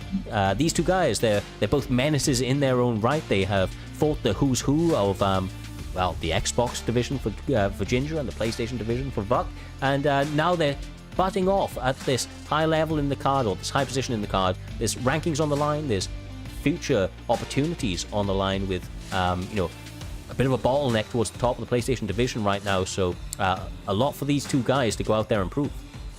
Yeah, exactly that. J Dime, I'm going to try and throw like the friendship, you know, the goating that we have around about Ginger. I'm going to try and put that aside right now, kind of focus on his skill set in this game. He's undefeated at the moment in the PlayStation division, and he's fighting a guy that is a submission artist, a knockout artist, somebody who's been up and down the top fighting for the belt, a veteran, would you say, defended his spot. And Ginger's got a lot to prove right now, and whether or not he can succumb to the pressure, we're about to find out. You said friendship aside. You said that like he's my friend or something. I'm just playing, but I'm just playing. But this could be an interesting fight because I hold Vuck in high regard, especially his grappling. So this is real test for Ginger. Like, I'm not gonna say he's never been tested, but this is this is a real test for him coming over from Xbox.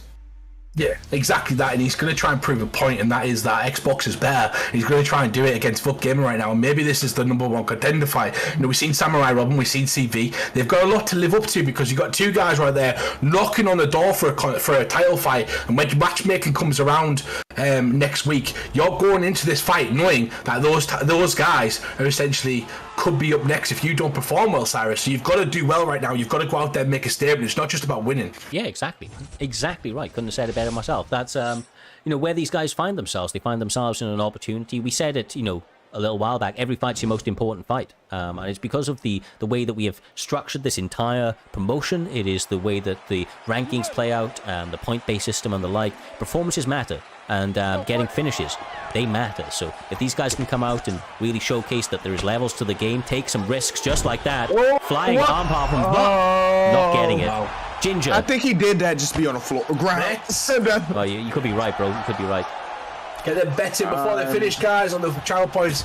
They are going right now, and you can bet on who you think is going to win this fight. You got about 20 seconds left, and as we throw it back to J Dime, it's been a crazy start. Didn't quite get what he wanted, but he's on the mat. You know, he's still no, he did get. I just thought about it. He did get what he wanted. Yeah, that's what I mean. Like, he did the Ryan Hall sort of tactic of using something to come down to the ground with me and stay here, and he exactly what he wanted. And Ginger with the reversal. Ginger with the nice pre-denial too, Humble. Yeah, he got the pre-denial. And Cyrus, or someone said that, you know, he's coming over from Xbox. We all know he's Blake, so, you know, it's not like he is Blake. This is the other version of Blake. 100%. It's be dying right now.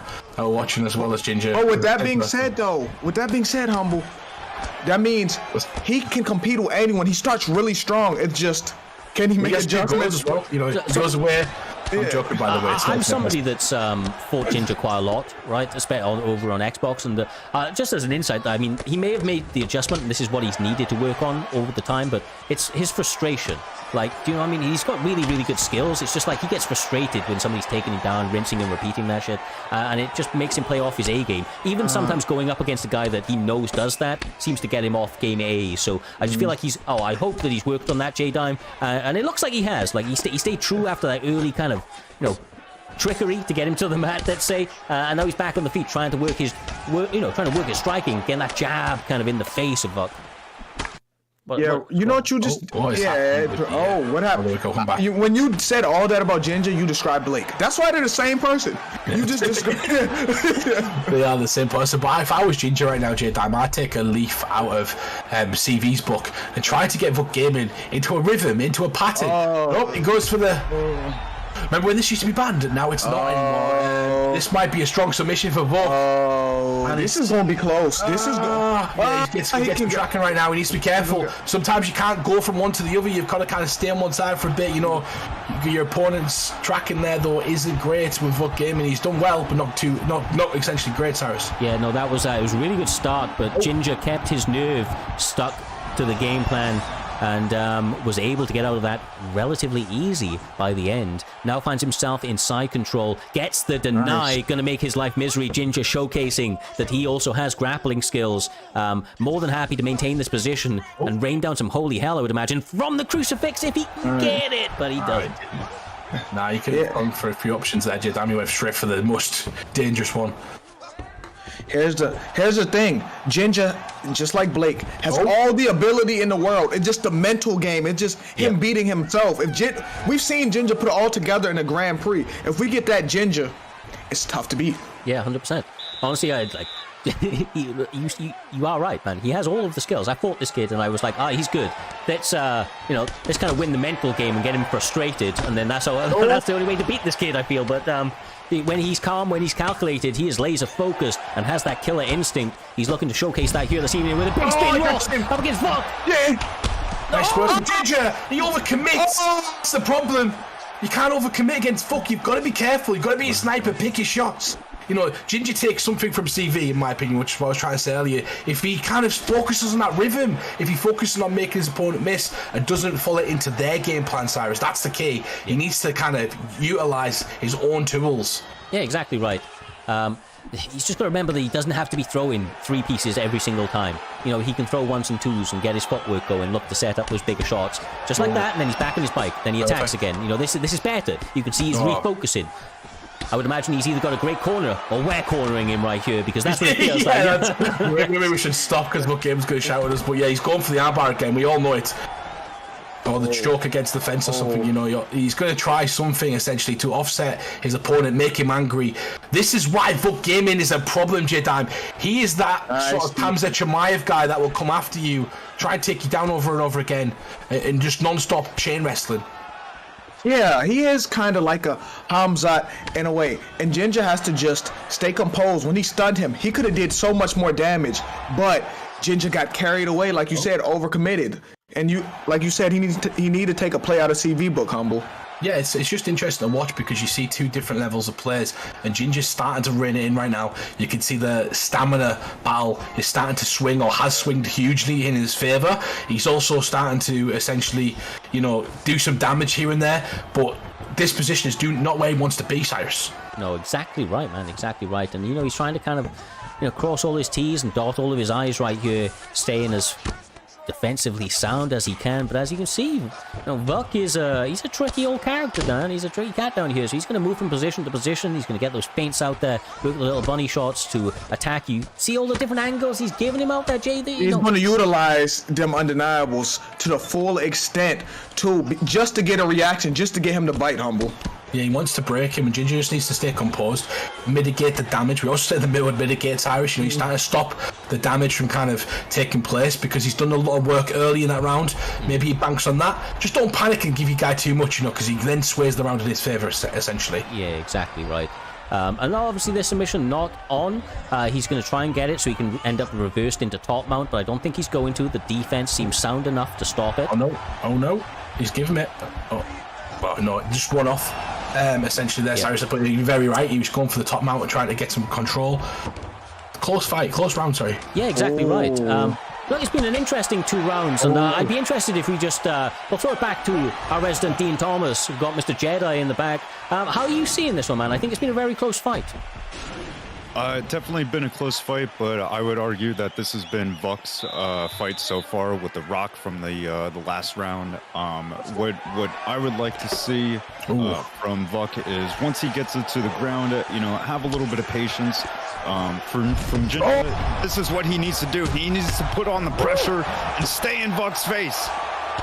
Ginger pushing for the finish. 1 or 2 punches, and he gets it. Let's go! Ginger, I'm going to have to make a promo with Ginger on it, for frick's sake. That's got to be in the promo right there. That has got to be, but we'll talk about it in a second. Justified. He adjusted his game plan right there. He might have been getting coached by us, he might be getting coached by someone else, who knows, but he did exactly what he needed to do, Cyrus. He essentially calmed down, he focused his energy, started picking apart his opponent, and eventually those takedown denials came thick and fast. The damage came thick and fast, and the stamina was too much to handle. Yeah, Ginger, he's looking like shades of that mythic character that we speak about back in the early Grand Prix. He is putting it all together. He is conquering his demons, and his demons is himself. The anger that this kid feels, you can, that fair skin he has, he gets like all like angry. You can see it boiling there, bro. You can see it boiling. I've seen him play, games before. He's an emotional character, wears his heart in his sleeve. So for him to be able to control that, I feel like it's the biggest route to success for him. It's the biggest advancement that he can make in his game right now, and I feel like that is what we're seeing in front of our eyes with performances like that. Absolutely great fight. Not Vuck's night. He did look dangerous. He came out here tricky, bro. Tricky as fuck. But Ginger came prepared and aware of what that was and was able to stifle it and get that nice little victory.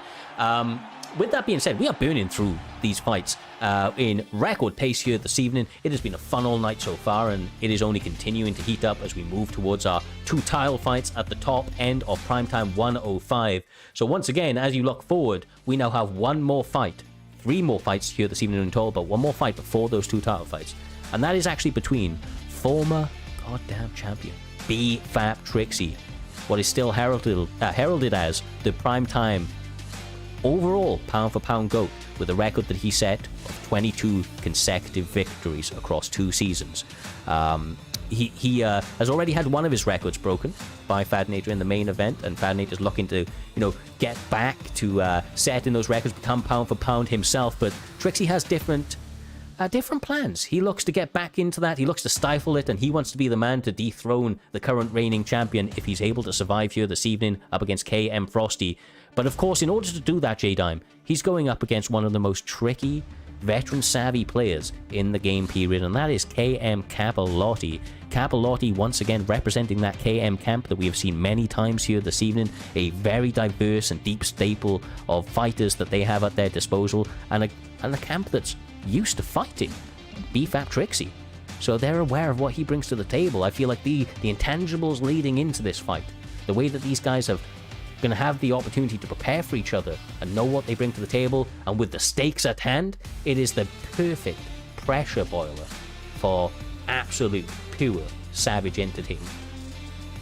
Yeah, and you saying that BFAP and KM has fought a lot, that just reminded me. I think that's why Trixie has lost more this season than usual, because he's facing a lot of people that are very, very familiar with him. Them camps have went against each other about 1,000,000 times, Cyrus. They have, man. They have over the years, right? The number of different fighters. You know, and these guys. I remember. Like, I'll just put it out there, and you remember out here. I'm very both of you probably do actually. They there was a one point where these guys had. Say again. The handbook. The handbook, yeah. The handbook. The blueprint server that people ended up putting together to try and work out how to beat BFAP Trixie. And they put it all together. A couple of guys got W's over him, and I'll keep singing this song, Humble. BFAP Trixie, he's a guy that adjusts. It's what makes him a champion. He has that championship mentality. He takes any fight, anywhere, anytime. He puts the work in and trains, and he turns up and he goddamn performs. And that's what allowed him to stay ahead. It's what allowed him to continue to evolve his game. And it's what he continues to need to do to beat people at this stage up against somebody like KM Capellotti, who has all of the skills to take the fight to where he feels he has the best chance of success. And as we said, KM training so well, KM being familiar with Trixie, they're going to know the routes that they believe is best to that, and it's now on Trixie to level up once again to get the W. Yeah, 100%. Massive opportunity for him here to kind of derail Trixie, because Trixie is about to potentially put himself in one of the biggest fights of his career on Primetime, when he's up against the wall. If Fadinator wins tonight and Trixie wins tonight, we might see that fight, and that is going to be historic, Cyrus. That's what he's fighting for, legacy right now. Exactly, brother, exactly. It's one thing to win a fight, it's another thing to go down in the history books for one of the very few reasons that you can be there. Of course, he's already known as the pound-for-pound GOAT. He doesn't like the fact that people are sleeping on him, and as a result, I feel like we're actually starting to see the best Trixie that we've ever seen. He's really turning it up. He's fighting with a bit of malice, with a bit of hate in his heart, a chip on his shoulder, and I like to see it out here, Jay. I feel like Trixie with a point to prove is a dangerous man, but so is Capellotti. Y'all are jinxing people. Capellotti looks like a man possessed, Humble. Yeah, he's coming after him. I like the pressure. Trixie needs to remember to get on his bike, needs to remember to create that space and not kind of get drawn out into a fight. Even if he gets hurt, though, the reason he comes forward and he's so well, he does so much damage, is because he's so survivable, Cyrus. Yeah, exactly, bro. Exactly right. Capellotti came out here with a point to prove. He's already showcased that he goddamn belongs here, if not higher, as he's looking to put an absolute point on this victory by getting an early knockout. Trixie is adjusting, gets the takedown, Humble. You gave him a little clap. He needed that, my man. He needed it. Just my favourite thing about really good veterans of when you're backed up against the fence, use the clinch. That's when you use the clinch. Use the clinch then to either turn the position or mix it up on your opponent, take them down, take them against the fence. You know, that's a good opportunity for you to switch a dangerous position into a positive one, J-Dan. Listen to me. Trixie needed this, and you're right. All the great fighters utilize the clinch, utilize cage positioning, Humble. 100%. It is an IQ level game, Cyrus. You've got to be clued up. You've got to have your wits about you. You've got to understand real fighting. You've got to understand esports fighting under control. You've got to understand everything about this game, and that's what both of these guys possess. It's whether or not who possesses the most and can perform at the same time, essentially. Yeah, the devil is in the details, and I tell you one thing, these guys have both absolutely scrutinized and trained every level and every detail of mixed martial arts. It has been showcased time and time again as they absolutely put themselves forward into this melting pot of talent that we have in front of us as Primetime MMA, trying to get glory behind their name, firing shots in the pocket. Another rock. Swift Trixie this time is the man to get him hurt. The one thing in there, Jay, is that Trixie is like a, he's like a shark. He smells blood in the water, and now he's trying to press the action and keep Capellotti on that back foot. Yeah, and Trixie needed this because it started shaky. It looked like he was going to get finished earlier, but like a vet, he adjusts, and now it's time for Capellotti to make his adjustment, Humble. Yeah, it is, and he's doing a lot of straights. Like, he throws so many straights at Trixie, and Trixie hasn't kind of dealt with that yet. He's doing really well of hurting him, but he hasn't dealt with the straights. I seen him throw 4 straights in a row in 2 separate combinations. I don't know what Trixie's thinking right there, but great fight, great round so far. I don't know who's winning. Both of them have had their moments. Shadime, I'll throw it back to you, but essentially one of them needs to kind of speak up and kind of put the name ahead in this round, otherwise we're gonna have 2 close rounds. Yeah, and if I'm Capellotti, I'm very careful in this round. I have to lead the dance because We always say this is Trixie's best round historically, Cyrus. It is, absolutely. Swift Trixie has always got the majority of his finishes in the second round. A couple of guys have been able to turn that against him. And Capellotti, the way he's fighting, he might be one of those guys, bro. He looks like he's done his research. I think everything we said leading into this one, Humble, is absolutely bang on the mark. This guy has done the homework. His camp have put in the hours, and even so, he's still getting caught, but he has the tools to find that finish. Yeah, he does, and he's going to the body constantly, which is every time he does it, I'm reacting because this is huge, right? This is gonna stop from Trixie advancing. This is what you do when someone's throwing 3 or 4 piece combinations. Capellotti's got him hurt on the pedal right now. Goes to the body, mixes it up. Beautiful work from Capellotti.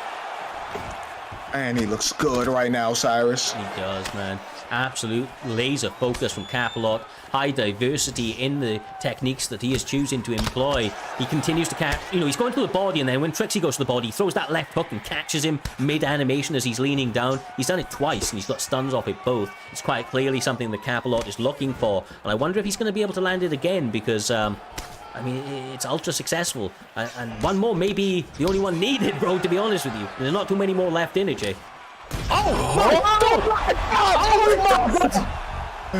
The legacy of Swift Trixie. No, he ended it. He ended with a heel kick to the goddamn face, J-Time.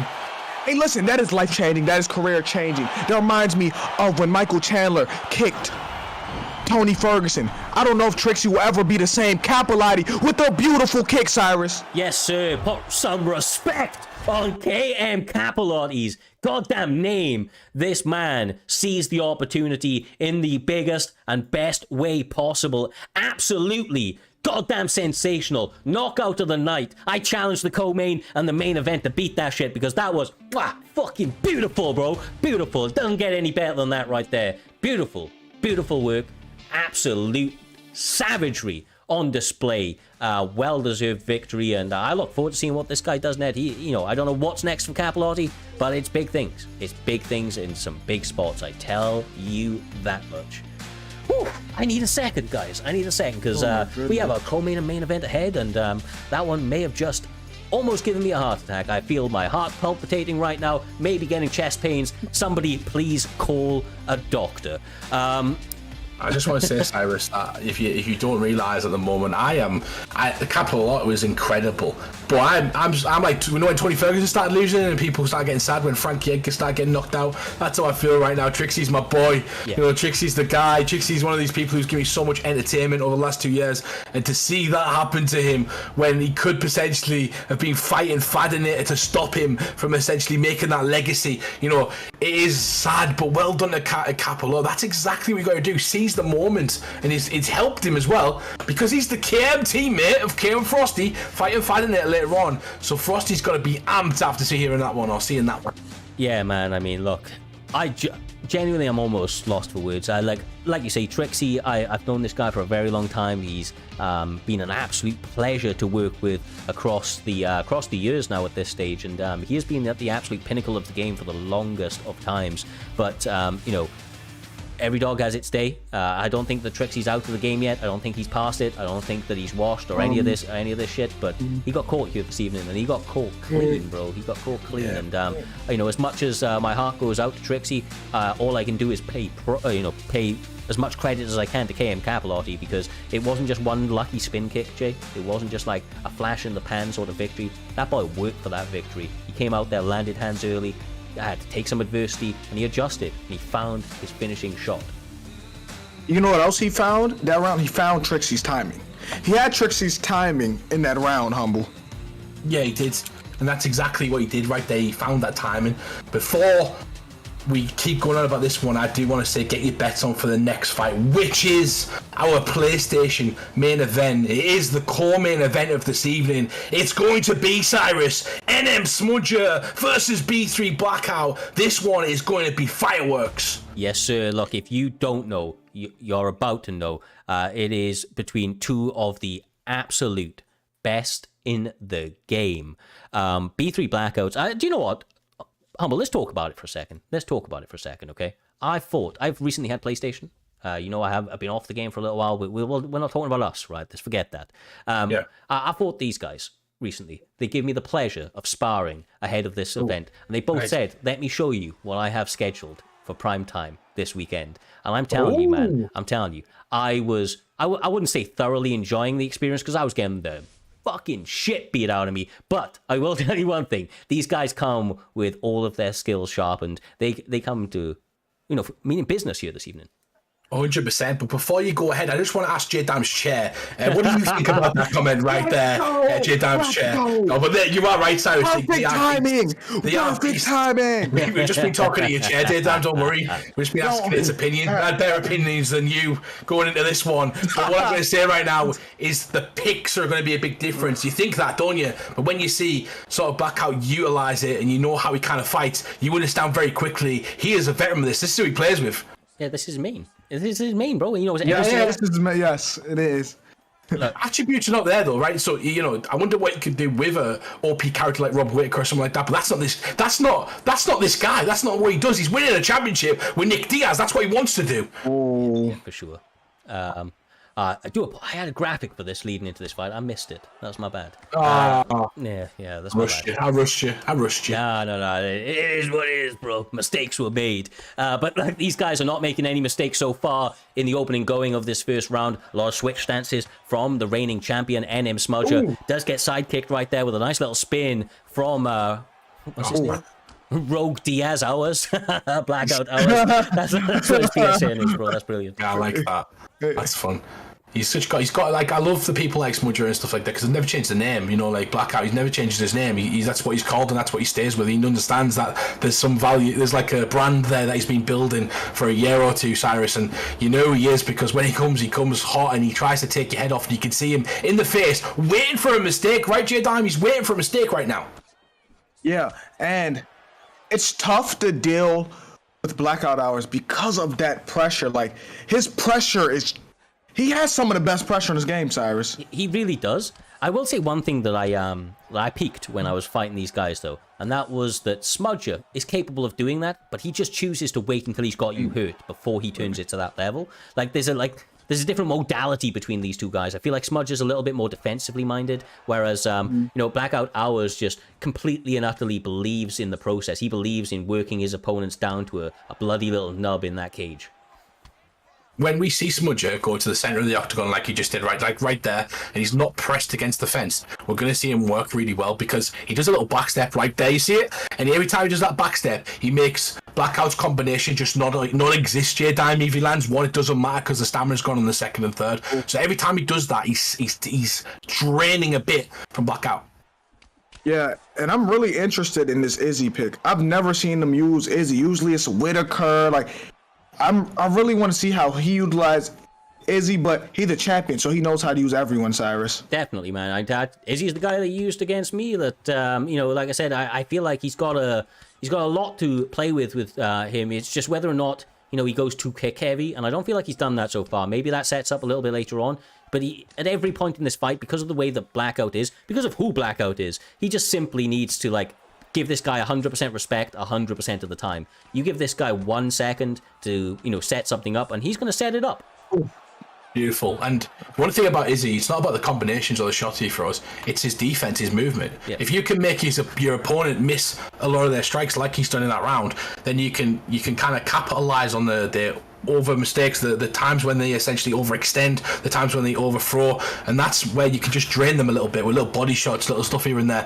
And he's going to have the ability, like you said, he's going to try later on, Cyrus, to come into the fight and throw more combinations when he gets his opponent hurt. But right now, he's doing a perfect job of just stopping the damage coming through and kind of shoving it away, J-Dime, and kind of not taking too much of it. Yeah, and I'm not even going to lie to you. I think what may get Blackout beat is also what makes him dangerous too, because he's never going to stop coming forward, Cyrus. He ain't ever stopping, bro. He ain't ever stopping. He will continue to march you down and do his goddamn thing as he's trying to do right here. But as the fight goes longer, it favors the champion. This is the first 5-round fight of this evening. It's a tile fight, of course, so 5 rounds is fully at their disposal, and nobody's had more 5-round fights than Smudger at this stage. This man's been champion 90% of the time. It's hard to take this belt away from him. Blackout believes that he has the tools to do it, but Blackout normally gets it done in one. So the fact that it's going to the second and the third, is inherently going to start to favor the champion. Yeah, we'll do. It's all about a race though as well. It's about Blackout understands this. Let's not mistake this, Jedi. He can end this fight at any point. Like, he's so dangerous, he can end this fight at any point, but it slowly looks like it's slipping away from him as he's starting to forward pressure. But he's looking for one mistake over and over and over and over again. And it's also a race of, can I do damage to your block and your head health? And it started to hurt before, essentially, you pick me apart and my stamina goes or my body health goes, etc. Oh, yeah, but he's starting to get that block. He's starting. Oh, here you go. I'm really interested if you were to use a Whitaker or someone like that, Cyrus. Yeah, it would be a completely different fight. I actually feel like Izzy, I know this is odd, man, but I feel like Izzy might have been the better pick for him because of the footwork that Humble was talking about earlier on. If, Whitaker's got great footwork, but just Izzy's that little step ahead, and he needs to be able to continue to do their circle, separate, because otherwise he's going to get pressed. And Blackout is not a guy that, follows you, Humble. He cage cuts, and he makes that thing feel very, very small, very, very quick. Yeah, there's times in the fight right there when he cuts the cage really well. That was a great shot. Oh my God! Is it going to be on you? No, he's got a few more shots to give, and Smudger needs to get out of that position right now. It's all about movement. It's all right. People throw here, J-Dime. You can't, right? You got to kind of stay out of there, use the clinch if you have to. Blackout Hours! It's here, and he means business! He is 1 or 2 shots away from securing the belt! He beat a champ! Do we have a new champ? Is it over? Oh my God. He gets himself by a bit, but still in the fight. Smudger needs to kind of hold it. This is good. This is good for Smudger. He gets his head up back, gets to recuperate. He wants to make it to the end of the round. He needs to essentially survive this. But we could be seeing a new champion right now. 2 big moments in round 2 for Blackout Hours, J-Dime. Oh, wait. Listen to me. He has to capitalize on this. This is his moment. He can't let it get carried away, or Smudger will find a way back in the match. Oh my God. Continuing to throw it. I feel like this is a good slowdown here from Blackout Hours. He's playing the right game. Does get denied right there, though. Only 10 seconds left in this round. Big W in the second round for the challenger, Blackout Hours, trying to become the champion here this evening. I think this is a perfect time to go across to our resident Dean Thomas once again. Jedi sitting in the back, brother. This has been fireworks. What do you make of the last 10 minutes of action that we've just seen? Absolutely craziness. You can't really underestimate Blackout's striking, or like J-Dime said, his pressure.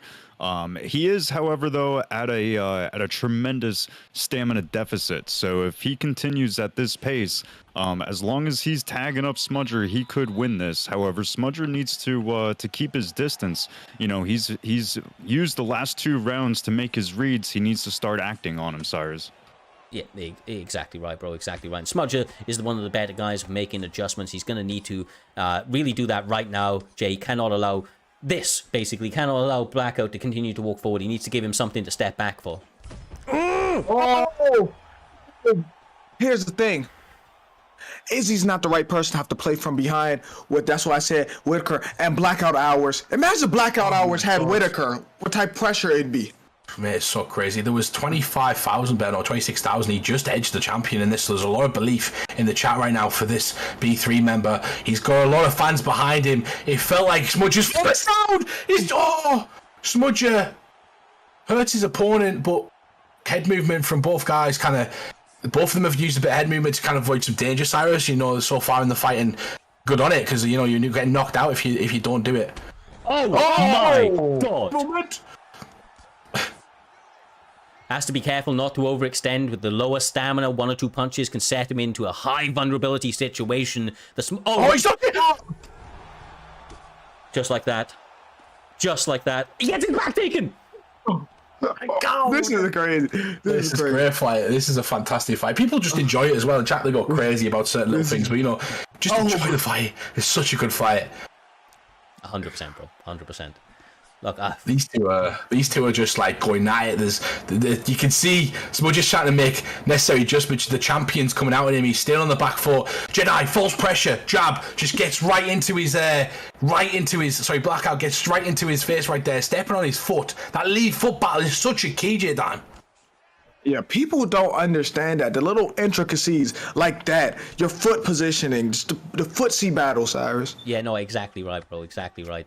And Oh my goodness. It's the big flying knees, it's the big spinning elbows. That's kind of what he's got in his back pocket right now. And if Blackout can just keep those hands up, you know, he's onto a winner, bro. His stamina might not be there, but he's got him so damaged. His head health's blinking at all times right now. Ooh, I'm expecting him to pick the body apart right now, but he doesn't want to get caught. He may not have to. Oh, this is it. He's against the fence. He's against the fence. He's put himself into danger. Look at the beautiful work from Blackout, getting him close to the fence. Smudger circling back out. The little intricacies like Cyrus was talking about coming out of play there, J-Dime. Oh my God! I dropped him. Do we have Anu? Is it Anu? Do we have a new champ? He dropped him. He's over. Anu, Blackout, bullies. Another B3 member ends the reign of NM Smudger, Cyrus, and I'll let you crown the man. I know J-Dime said it, but we'll let you crown the man. Nah, brother, that's absolutely right. And fucking new Blackout Hours representing B3 coming up and block breaking the shit out of the former champion now here this evening. Absolute carnage, the calculated pressure, the virtual violence, the beautiful destruction, all of the above that we saw here this evening from Blackout Hours. He said that he was coming here prepared for everything that Smudger had to offer him here this evening. He believes that he had the blueprint. Styles makes fight, and he believes that his style is the style, and he was able to prove that here this evening. That's crazy. Big overhands, brother. Big overhands, beautiful shots, the high variance, the boxing. It was just something else, man. It was something else. And this is always one of those things against a guy like Blackout. Bro, you need to get him cracked early because he's gonna dog walk you. Do you know what I mean? He's not gonna let you breathe. Well, in the chat right now, when we were talking about him, imagine if he picked Rob Pick, he just, what the fuck you know about Nick Diaz? Just almost like a Diaz style, Cyrus, you know, hands in the face. What, you doubting me? You doubting me with Nick Diaz? That's my boy. You know, that's exactly what it is. And we see Nate Diaz fight Jake Paul tonight. It's going to be an interesting boxing match. We're all hoping. Are you really promoting this? No, man, we all hope that Nate Diaz smashes that, right? I'm going to tell you, no, let me talk in that situation. Hold on. Oh, wait. Blackout, incredible performance with a Diaz Pro, just like a Diaz Pro. Exactly. But now to this Nate Diaz, Jake Paul situation here. All right, so I think Jake's going to win. This is how Nate wins. He's not going to win, but it's how he wins. Off, Cyrus. No. Right now. This is how he's going to win. Imagine if he rear naked chokes. All right, in that situation, that's the only situation where I'd be like, oh, Jesus. Anyway, but I know he can win, but at the end of the day, I just want our boy to do it. But what a performance from Blackout Hours. He becomes the new PlayStation champion. It was I guess a lot of people predicted it in the chat. You know, a lot of people bet on him. We don't know how many of those were B3 guys, but he had a lot of hype behind him last season. 4 or 5 first round finishes out of his 6 wins. You know, brilliant work, J Diamond, essentially somebody who's deserved it. He's had a really good win streak in Primetime in 2 seasons. Yeah. Man, he has that style that gives anyone trouble because it's non-stop pressure, and it's not him following you; it's him cutting the cage, setting stuff up. But the pressure is suffocating, Cyrus. It is absolutely, man. And like I say, he doesn't follow. He cage cuts. A lot of people who everybody wants to think they're goddamn strikers on this game, and you have counter strikers and you have like pressure boxer sort of styles. He's about as good as it gets, man. You just don't see it the way that Blackout does it. He doesn't just walk forward. He's that perfect balance of that, the old Gaethje that just used to kind of march in there, be absolutely crazy, not care at all, reckless abandon, and also then the Edson Barboza Gaethje onwards, right, where he made that calculated switch. And Blackout just does that perfect balance of both risk v reward, and more often than not he gets the victory. The most impressive thing for me there in that last fight was the fact that it went to the 3rd round. And he was able to get the finish. I thought that the first 2 was where Blackout had it, and then it was all Smudger, but the accumulative damage just a little bit too much for now the former champion. But incredible set of fights so far. We are not obviously done by any goddamn stretch here this evening. Get your bets on before they finish as well, before we do discuss this, Cyrus. Just a quick 20 seconds to do so please get your bets on if you want to. Cyrus, the main event has arrived. Yes, sir. So the main event is here. FSK Fadinator, the reigning champion, Just an absolute savage, 12-0 in this goddamn division. He is better than most, bro. He is better than most. He is showcasing that he may be the best to ever do it, but he has to go up against the ever dangerous KM Frosty here this evening. I look forward to seeing what these guys can do. As you can see on the graphic there, Fadinator using Conor McGregor here this evening, 12-0. Going up against Frosty MMA, 11-5, not quite the same record, but he's on a hot streak at the moment with the +2 coming in after a couple of big wins, not just any fights. He's beaten some big names out there, so he's looking to get back in there, but he knows that there's a tall task ahead of him, and I feel like that pressure, it makes diamonds, Humble. It makes diamonds. It does. It builds diamonds. That's exactly who he's using as well. Fadinator though, Damn, how can we doubt him? How can we doubt him? We know what he's done this season. This is all on Frosty. Frosty's got at least he's got a win on him. He's got 2 wins on him, Damn. That's probably the most positive record we've ever seen on Fadinator. To be fair, you're probably not lying, but no. But we gotta stop underestimating Frosty. I know Fadinator's the man. I coined him Fatty the Baddie, but like, Frosty is a real challenge, and I wouldn't be surprised if Frosty got it done. With that being said, he should not be the favorite, though. No, definitely not. And look, ultimately, right, somebody in the chat was like, damn, 15-2, that's crazy. Bro, we've seen people with 140 to 1, and then the 1-1, Yeah. So it's just like, it's all about the night, man. It's when those lights are on you. It's not about sparring. It ain't OWC or any of that jacked up shit. It is absolutely the pinnacle of the competitive scene. These guys getting in there, trying to showcase that they are the true champion of this platform. Pressing the action early. The KM bunch came in with a lot more aggression here this evening. They're trying to press the action, Humble. He's trying to make this cage feel small for the champion. Exactly that. He's seen all of the main card teammates win essentially their fights one by one in impressive fashion, and he wants to do the same. He is feeling fruity right now, Dime. He's going to try and take out Fadinator, or Faddy the Baddie as you coined him, one of the greatest on Xbox of all time, and one of the guys right now trying to prove history right. Yeah, I like that Frosty's pressing the action. I'm glad that he's not letting Fadinator dictate the pace, Cyrus. Yeah, don't show him too much respect. It's one thing to know that your opponent's dangerous. It's another thing to be scared of that and to, kind of veer off your game as a result, because you've already lost the fight if you've lost that mental game, right? And this is a really good start for him. He's taking a couple of shots to the body, but I feel like he's answering it back right. He's like, you know what? I'm just going to pop that knee square into the solar plexus out here, try and damage you back, Humble.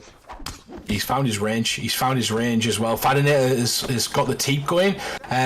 Frosty's really working on the boxing. He's trying his best to be fundamentally sound. He's getting caught in the middle of the exchanges, like the bit where he pauses, 2 shots, pause, gets caught, then goes back to 2 shots. He's got to be careful because they will accumulate and kind of tax the stamina and also start to damage him as well. Yeah, Frosty got to watch out for this stamina because we have 5 rounds of work. And if he keep getting teeped like that, it's going to slowly take a chunk out of it, Cyrus. Yeah, exactly right, brother. Exactly right.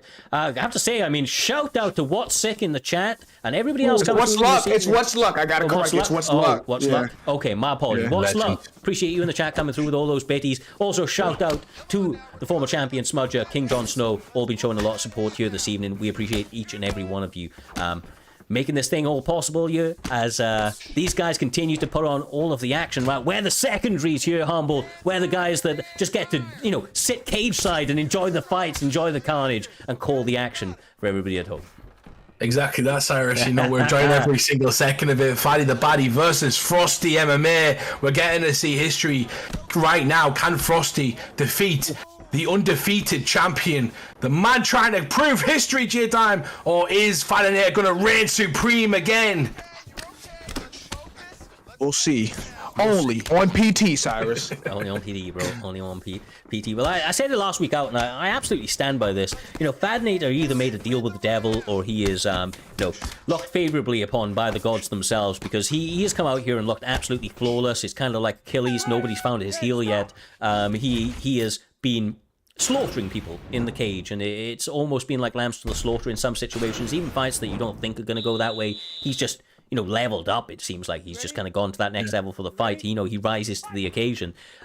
You see him coming into the second round after what was a bit of a back and forth first round, but he's looking clean, man. Almost undamaged, full stamina. You know, Fadinator's in the driving seat, and he's looking to turn it up right now.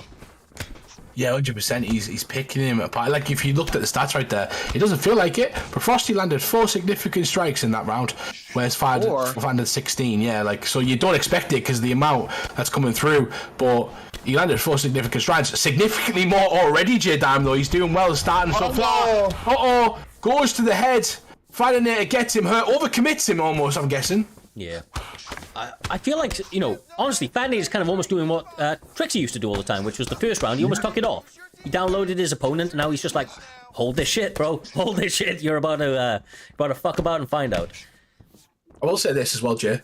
Trixie's fights with Fadinator, there was some observing from some of the teams and some of the people amongst the community, and they said every time that Trixie beat Fadinator, essentially he kicked the shit out of his legs. So something he utilised, he used that, and we haven't seen much of that. But what I have seen, when every time that he does it, Frosty does it, Fad immediately goes forward because he wants to kind of smother the pressure. So you know, Fad's aware of it, but maybe he's found a defense for it, but. That's what Frosty's got to do. He's got to mix it up a bit. Oh my! Don't listen to me! Don't listen to me! Don't listen to Humble. Please do not listen to him. The second he threw that leg kick, he got stunned, Cyrus. He got straight in the body. I was like, yeah, I got something for that. This is not my weakness anymore. That was a long time ago. Oh, man, it's like we're working together. Me and Fad just high-fived. Now, this is where Frosty really has to rise to the occasion. He cannot allow frustration to go against him. He's obviously suffering some adversity, but you can see he's digging deep. He's actually capitalizing quite heavily, going to the body. I know McGregor's throwing more. His stamina is starting to equalize out just that little bit, but look at the clinical striking from the champion. What a finish this is going to be! Faddy! The body! It's over. Dustin survives. I think the hatred for Conor McGregor kept Dustin afloat. He's just like, what did you say about my wife? What did you say about my wife? Them DMs came back. Your wife sent me a DM, and he came back in his head right there, Cyrus. He just flashbacks. Wow. Conor. Mount from Conor McGregor working that jiu-jitsu. He training with Brock Lesnar at the time, you know. Oh my goodness, this might be bad. Oh my god. This is bad. This is. Oh, is that Fadinator? I forgot Conor's Fadinator, and obviously Fadinator's a beast. We watched him do this to somebody. We talked about doing everyone. Might be it. There's 35 seconds left, but that's more than enough time to get these combinations on. Oh man! Oh, he just it's over. It's over. And still, the undefeated champion of PT, Fatty, the baddie. Yes, sir. Jesus Christ. Chadinator himself, as I see in the chat. That is craziness, brother. This guy is on a murdering spree. 13-0 for the young man himself, FSK Fadinator, doing it once again for himself, for the camp of FSK, and for all of the supporters of Primetime around the world. He turns up, he delivers, he puts on absolutely beautiful displays of virtual violence, and once again, Humble, here this evening, he was able to take that game and elevate it to another level. We saw a little bit of a difference in the man. He took that first round off, he came in the second round, turned it the goddamn up, and he just looked sensational, man. I don't have enough good words to say about this man. Truly, this man is blessed in some way or another, because he continues to perform in you know, impeccable ways. It's almost perfect, man. It's almost perfect. Yeah, exactly. And the question is, J-Time, who is going to beat this man? We've seen some incredible performances tonight, but I can't. We said it last week. I can't pick somebody out of that hat and say this guy is the guy. At this moment, Fadinator looks unstoppable. He is that train on the tracks that doesn't stop. The brakes are broken, and Fadinator is going all the way to the bank, J-Time. I don't know who's going to stop him. At this current moment, we got to start finding people. They got to start making people in the lab. We need AI. Yeah. Yeah, it's... We might be start giving people Cronus just to be Fadinator. He said giving people Chrome. Oh my! Hey, we'll let people use it. You know what I mean? Like Cyrus, we'll get it out. We'll make sure we film them using it, and then they have to fight Fadinator. He's got a disadvantage then. You know what I mean? No, but this guy is the shit right now. He is the man, and he deserves all the accolades because he's put the work in. You're seeing right there the pure skill, that combination that led to the finish, and not just that, the discipline. He didn't play with his food. He didn't essentially gloat about hurting him like I do when I'm beating you up, Cyrus. He essentially got him mount, started firing back, and then just put it on his opponent as Conor McGregor. Denials, everything. Perfect performance. Yeah, nice little slide jab, but we'll roll with those punches better than I did with the other night, at least. But no, you're absolutely right. Look, I cannot wait to see what is on the horizon for Fadinator. He's truly trying to set records here this evening. One more fight, and if he's able to get the W, he's already beaten the record for most undefeated fights in a season. Now he just needs to finish that fight season undefeated to set a new record, and then look to capitalize at the end. What were we going to say there, bro? Yeah, just a thank you to everybody tonight who came by as well, including thank you for the new staff members in Baron and Lucky, who've done a fantastic job integrating with ourselves, and Swaggy as well, which we should have a podcast coming to you guys soon, and we'll promote that to you lot. Keep an eye on the Discord, because we will be putting that out there, especially for fighters to go on and do interviews, things like that. So we've got big things coming for PT. We've got PT 106 coming up next week, I believe, Cyrus. PT 107. Go on, sorry. No, not next week. Next week is actually a break week for us. Okay. So yeah, that is the only bit of housekeeping for you guys, as anybody following the Discord is likely already aware. Next weekend we will be having a break week. We will then be back with the end of season. With Primetime 106, then PT 107 for the final event of the year. And then, of course, we'll kick off straight into those Grand Prix and get the, hopefully, final season leading up to UFC 5 kicked off with one hell of a bang. Just to echo, obviously, what Humble has said, we appreciate each and every one of you, the support with all of the guys in the back. The level of support you guys continue to show us in the streams is absolutely next level. We love each and every one of you. We will be back bigger and better than ever. As we said, big things on the horizon for Primetime and all of the supporters around the world. We will be now back with you, like I said, a week Saturday with Primetime 106. Make sure to stay tuned in to all of the socials. You'll find them in the links. Support the guys like J Dime and everybody else that supports, obviously, with their own streams and their own content. And the last thing from ourselves, guys, is share some love now. We've got about 50 to 70, I don't know how many of the guys are left in here. Join the raid at the end. Make somebody's night here this evening. Show it within a small community. It's always good to show that support as much as we can, and rising tide lifts all boats.